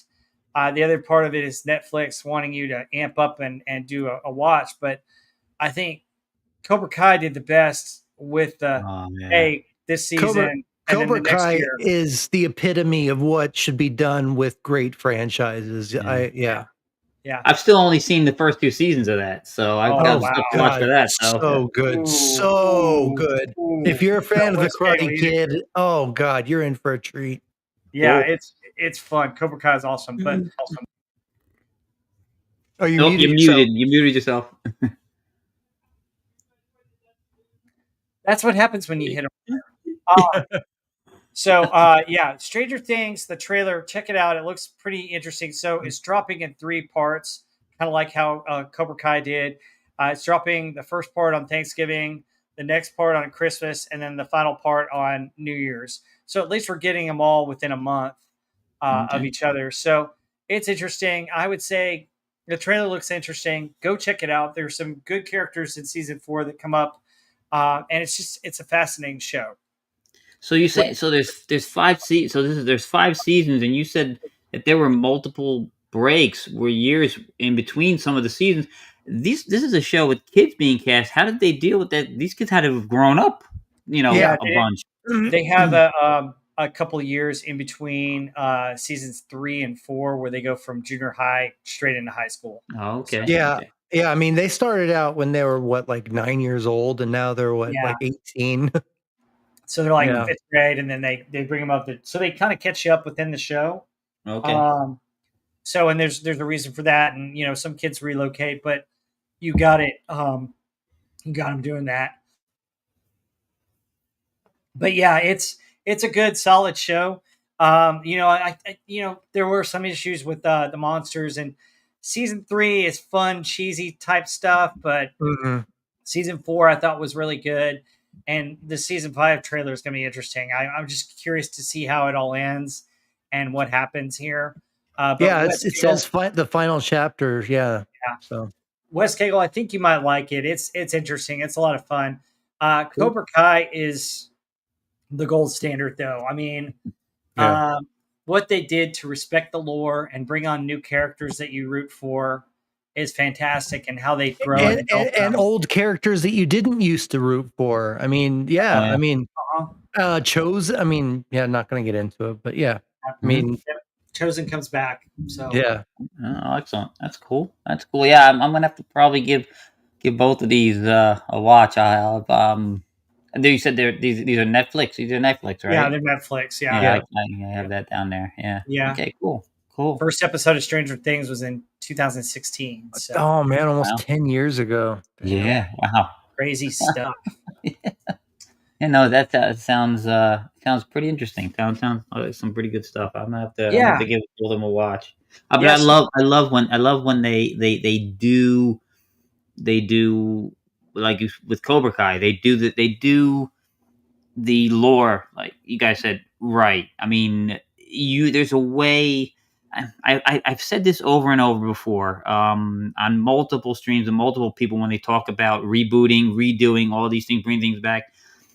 I grew up with anime as a kid, and one of the first I ever watched, because it came out in '74 when I was 5 years old, was Space Battleship Yamato, Star Blazers. Mm. They rebooted it, several years ago. They redid it. It was called Space Battleship Yamato 2199. It is a masterclass in how to redo a franchise. Now, if you remember, the original only had like one main female character, and that was Nova. The new one has a bunch of female characters in it and other characters too. And they do it seamlessly. They don't Yeah. change any of your beloved characters into women. They add new ones, and it's done seamlessly. But it's still very, very faithful to the story. It is brilliant. Mhm. I can't say enough about it. Oh yeah, Yeah, I mean, stuff like that. I mean, when you add to it, and Cobra Kai did that. They added to the lore, and they kept some of the traits, and they developed the original characters, and they brought on new characters, and they develop it. So Cobra Kai keeps building, and it's really good. Now, the final season of Cobra Kai really pays off. So I will say, stick with it. It pays off at the end really well. I Cool. mean, it's amazing. I'm not going to spoil it. It's great, and I'm hoping Stranger Things will have a similar payoff. So we will see. Yeah. But folks, that's our good, bad, and the ugly. Now let's get to a new segment. I don't have a transition slide for. I forgot to make one, but it's a new segment that I titled "What Would You Do?" And this is a cool thing where we take some kind of toy line or movie line or pop culture line and say, "Hey, what would you do with it now?" And with a movie coming out about He-Man and the Masters of the Universe, I thought we would talk about what would we do with He-Man and the Masters of the Universe if we had complete control over it. What story would we tell? What would we do with it? Wes Cagle, State of the Grid. Did you grow up with He-Man? Oh Yeah, yeah. I did, but there wasn't any story. Like I just know Evelyn. I mean, I just know the basic rigmarole of every episode. It was, Mhm.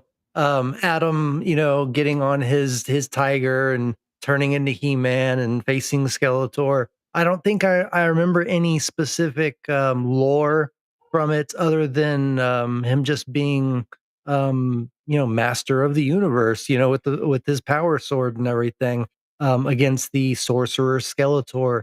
So there isn't any particular thing. I really enjoy, and I rewatch the Dolph Lundgren movie at least once a year. It is so much fun to watch. I hate Gwildor, but Courtney Cox is hot as hell, Yes, and she is. it's just a fun movie. I love at the end. I love the fight, how it's is and it's actually the people that did the special effects for Big Trouble in Little China did the final fight scene for that. So it was corny, it was cheesy a little bit, but it was awesome. So I don't know any storylines that I would do. I would do something similar to that, but have its fate, like, not bring it into our world. Just be an attorney, and have some kind of something happen. Wes Cagle, what about you? Um. Yeah. That. I would not.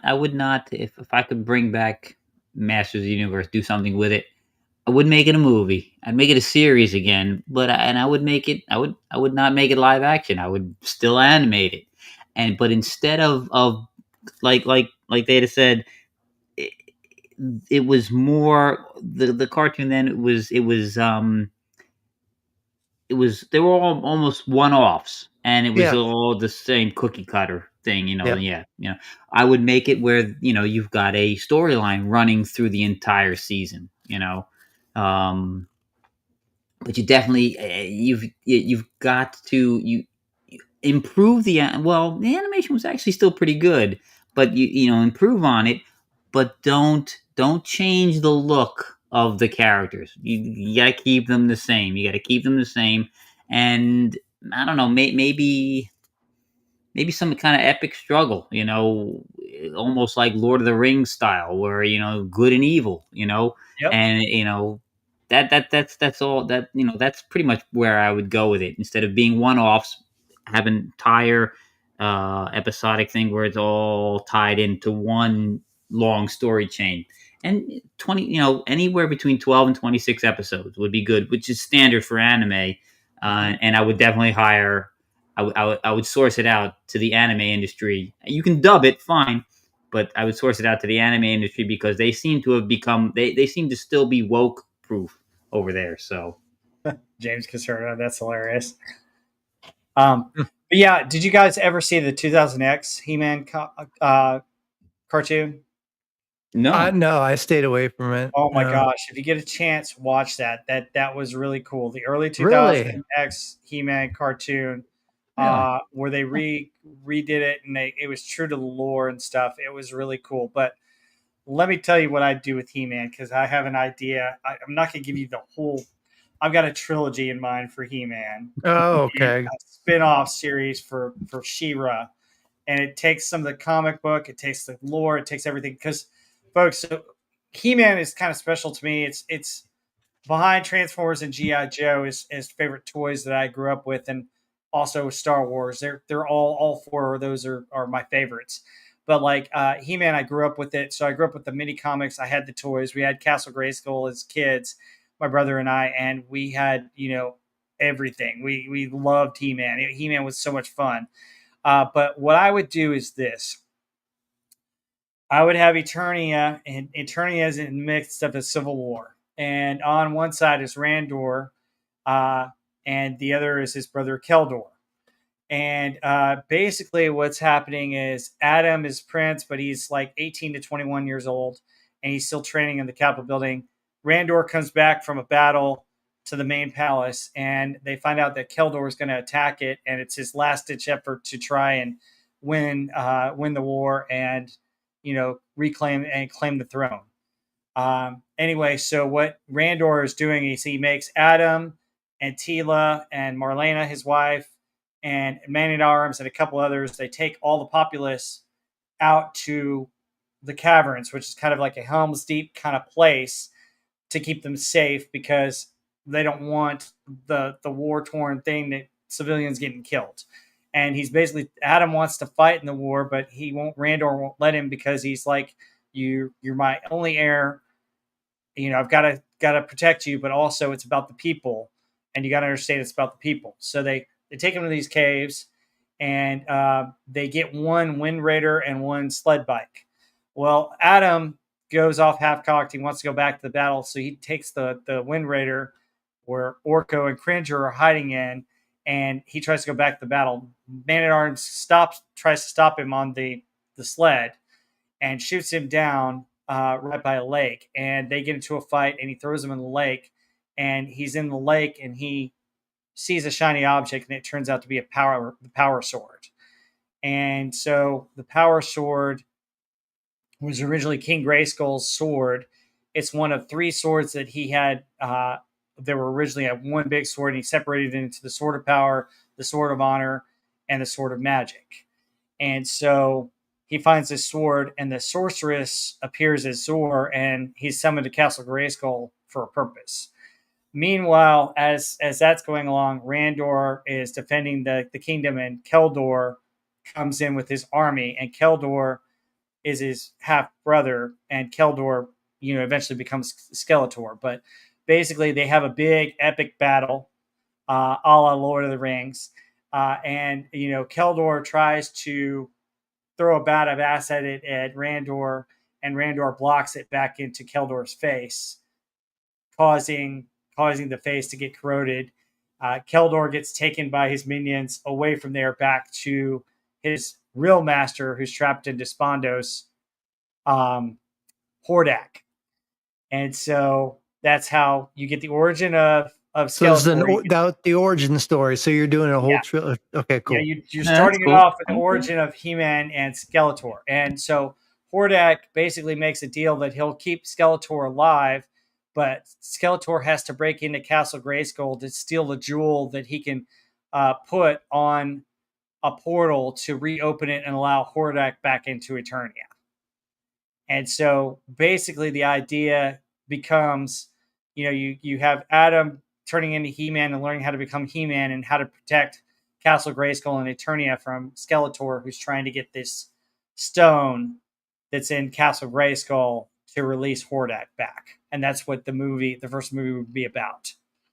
So Oh, That's that's the cool. idea. that's cool. That's cool. Yeah. You got to make a treatment up, give it to Hollywood, and tell them, listen, this is kind of stuff we want. Tell Kevin Smith to stay far away from this thing. Oh Yeah, yeah. Speaking of Kevin Smith, isn't he? I think he's involved. Isn't he involved with Tron Legacy in some way? I don't know. I hope I not. I I think want his whiny butt out of there. I think I remember seeing that he saw. It might have been another. I'm hoping it's another movie, but I thought I saw him uh, do some kind of interview about Tron. They brought him in to. Yeah, that it's just yeah. I hope that's not what I saw. But anyway, yeah. Go ahead. I hate Kevin Smith. Yeah, I I love just it. I love his old work, but yeah, Yeah, his yeah, he old was work was funnier great, before he but lost the weight. yeah, well, I mean, it's just like he became a puppet for everybody else to kiss up to him, and I liked it better when he would stand for himself, yeah, and yeah. be true to yourself. That's the most important thing I could tell Kevin Smith. But Hmm. anyway, that's my idea for He-Man. Of course, the trilogy, I'd have to give you the ending of the first one to get into the second one, but you'd involve Hordak in some ways, the Snake Man, and then She-Ra. But you can see where this is kind of going. That's what I would do with the franchise. That's And cool. it establishes a little bit different type of lore, but it also takes some from what we've already got. And I think you could do that if done well. It could give you a good He-Man character and give his origin something, and then give you a good Skeletor and his origin. You know, Yeah, so yeah.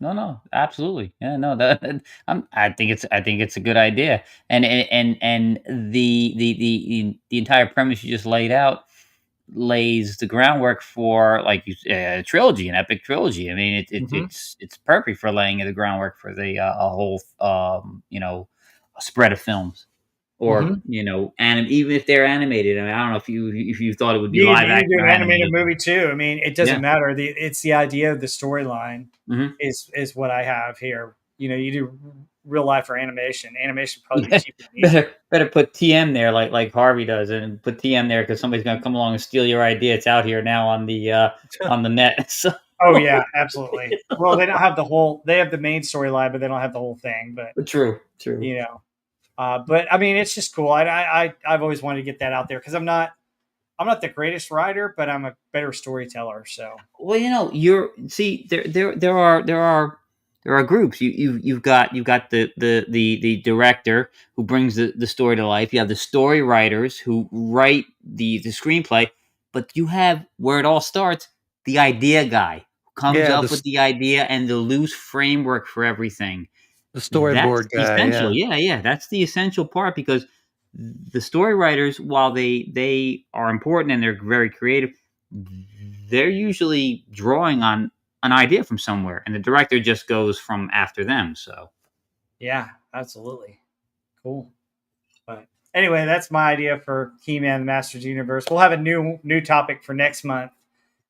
So, um, but as we're wrapping up here, guys, do you want to plug away, Wes Cagle? What you got going coming up? Anything? well, you'll find me from time to time anywhere from I might be on with Theta at some point. I might be over there with Tony at some point. Sometimes I'm with T. And I've been regular on Dadman Walking 55's channel. We do a stream every Wednesday night now called Dadman Go West. Or Oh, sometimes we sweet. just play Fortnite, and hilarity ensues because I can't get out of my own way when I'm playing Fortnite. So Cool. That's awesome. Theta, what have you got coming up on your channel? And then let's get your link in there. I've Yeah, got any witches left that can put his I, a link to his channel. yeah. Tonight I'm gonna be doing my Cosmic Data Theater 2117, which is a Mystery Science Theater 3000 style show. We're gonna be watching Dark City. So if you're not doing anything, West, you're more than welcome to come on. I don't have any co-hosts tonight, so I would love to, have somebody on, and you're always a blast to hang out with. So if oh, you're not absolutely, doing it's anything, good. It's good to have something, somebody else to just you don't have to talk a lot. You don't have to know the movie. Just you're bouncing yeah, stuff off. When you have somebody else there, it's always better to bounce stuff off. It's always, like I said, it's great. exactly. Yeah. Yeah. So we're not gonna do a double feature tonight since I'm not feeling 100%. But we're just gonna do Dark City and just kind of hang out a little bit and just have a little fun. So that's and then Tom B. I was speaking with Tom B a week or two ago, and I've been going, I was in the hospital for a little while with some heart issues, and lost 2 weeks of work. And he set up a Give Send Go for me. So I don't know if y'all want to share that around. And if any donation or any share would, or any even a prayer would be a blessing. So I don't know if you want. I can put that in the private chat if you want. But Yeah, go ahead, put it in the private chat, and I'll put it out there. yeah. So other than that, I'm just gonna be doing that Sunday, and then trying to get through the week. Got a long work week. Hopefully, I can get over this stomach thing and just try and make up some hours. Yeah, and if you want to put your channel in the private chat as well, I'll put it on Oh the yeah, channel. yeah, yeah. Uh,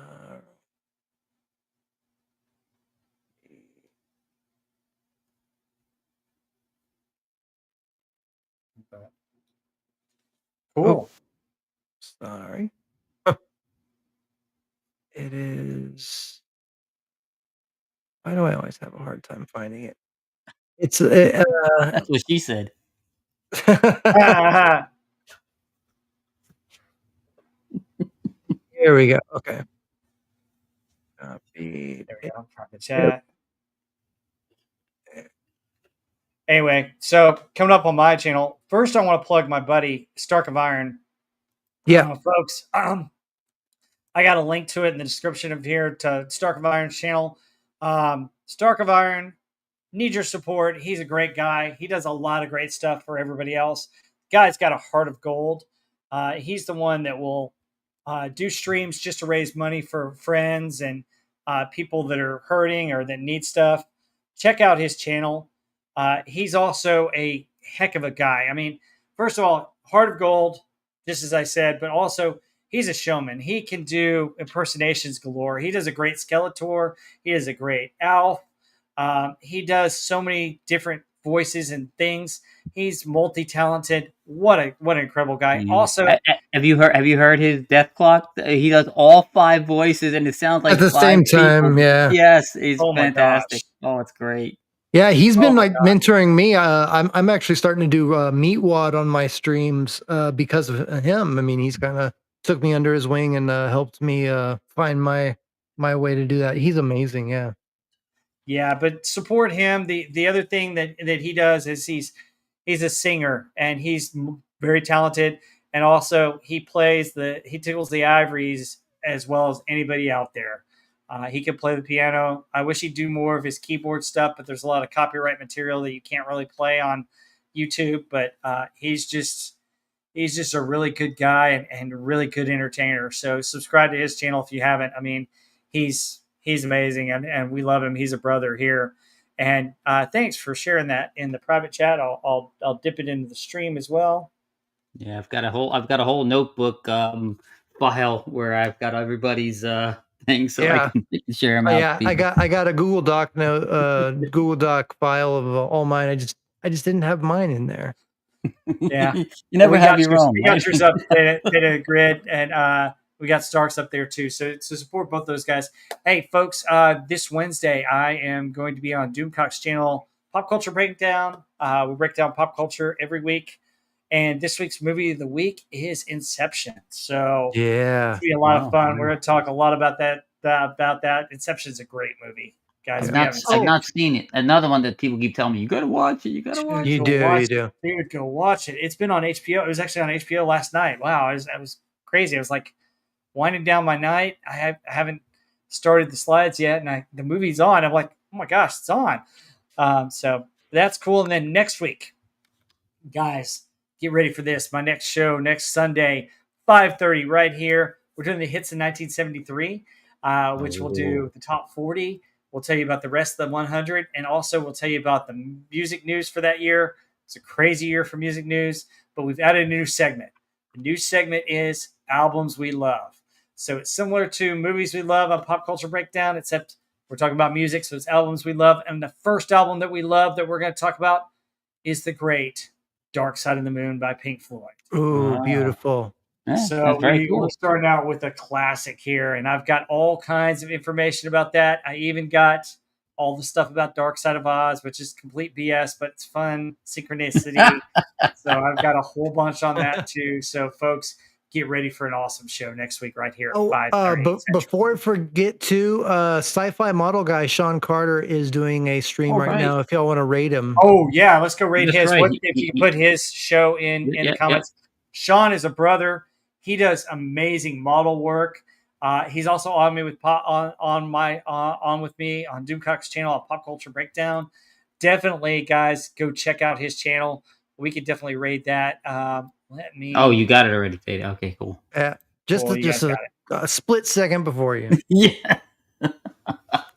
Yeah, let me share his link out here. Check out Sean Carter. He's a great guy. He's a brother. He lives down in Georgetown, Texas. He's originally from Los Angeles. He's got some amazing stories. His dad used to work as a teamster in God, the yeah. industry, and so he could tell you a lot about movies and other stuff. And he Great had a guy. chance to hit on Lucy Liu. Oh Oh, gosh. Oh, hubba hubba. I got to hear that story. But yeah, hit him up for that story if you guys get a chance. Yeah, after this, go raid that. You see his link right there, the sci-fi model guy. So, all right, guys, any last words? Anything else you want to say before we end the stream? I appreciate you having me on, man. Yeah, Oh that yeah, was thanks. awesome. Yes. Anytime, guys. Yeah, I'd love to have you guys on next month too. But folks, please leave a like and subscribe, and also please leave some comments. YouTube is kind of weird with how they're doing stuff now, and we need to have likes and comments on it. They keep changing the rules and moving the goalposts. So I'm Yeah. almost there. I'm close to getting monetized. I'm about 1,300 watch hours away. So hopefully I can get that. And once I get monetized, boom. Oh yeah. Yeah, Let's YouTube go. sucks. Yeah. Yeah. But folks, if you could do that for me. Anyway, thank you so much for joining us. I hope you like that. If you've got any ideas about pop culture that you want, leave them in the comment section. I read them all, and if you got anything else or ideas you want me to review or talk about, feel Yeah, free. This is what I there love. was there was a good suggestion in there. I think it was James Caserta said Yeah. doing one about soundtracks. Oh, that Yeah, would be awesome. Yeah, yeah. I could definitely do that. We could definitely do a Fantastic show on movie. soundtracks. Top 10 movie soundtracks of all time, kind of thing. That'd be Yeah. awesome. I'd And love you You to know could do what? do that that. with not. You You could do couldn't that even. just on John Yeah, Williams you soundtracks alone. you could do Yeah. 50 because there are just some that are there are that many that are fantastic. Yeah, there Mhm. really are. The Crow, Transformers, Star Mhm. Wars, I mean, yeah, just And so many. not just instrumental ones with actual lyric for like No, musical like yeah, Oh Grease. that's yeah. what I'm God, yeah. yeah, that's what I'm even the Crow is one too, with, Stone Mhm. Temple Pilots, The Cure, Oh yeah. yeah, I mean, just yeah, so many out there. There you go. Back to the Future. Yes, another good one. Oh And god, yeah. one that's underrated because it has Yeah, such because it Raiders of the fit Lost Ark. the music fits every scene is Kick-Ass. The soundtrack of Kick-Ass Oh, is you're right. yeah. I actually bought that one. That is a really good soundtrack. It's yeah. I love that movie too. Yep. Yeah, Yep. so maybe we'll One do a of the show about soundtracks. That's a great idea that James one of Caserta the mentioned. So. one of the best fight scenes, in my opinion, is where Hey she girl, jumps out and hey goes down the girl. hallway picking them all off. Yeah. Yes, Yeah. yes. And Yeah. Elvis's Hallelujah after that when Yeah. yeah, the machine Yeah. gun. Yeah. But that That would was be a awesome. good show to do about soundtracks. You man, you could fill up 4 hours of that easy. Oh, Yeah. absolutely. Absolutely. Cool. Yeah. Well, You can get hey, your 1,300 watch hours just on that. yeah, maybe I'll have to do that. Live and die in LA. Wang Chung killed it. Yeah. Uh-huh. Yeah. Johnny Frihole. Absolutely. So cool. All right, folks. Thank you so much. Don't forget to like, subscribe, share the chat out, share this out, and then leave comments, folks. So I'd love to hear your ideas and suggestions. But go to Sean Carter. He's doing a live show now. He's a great guy. Check him out, Sci-Fi Model Guy. The link's in the chat. And we will see you guys on the next one. Take care. Later all. Later.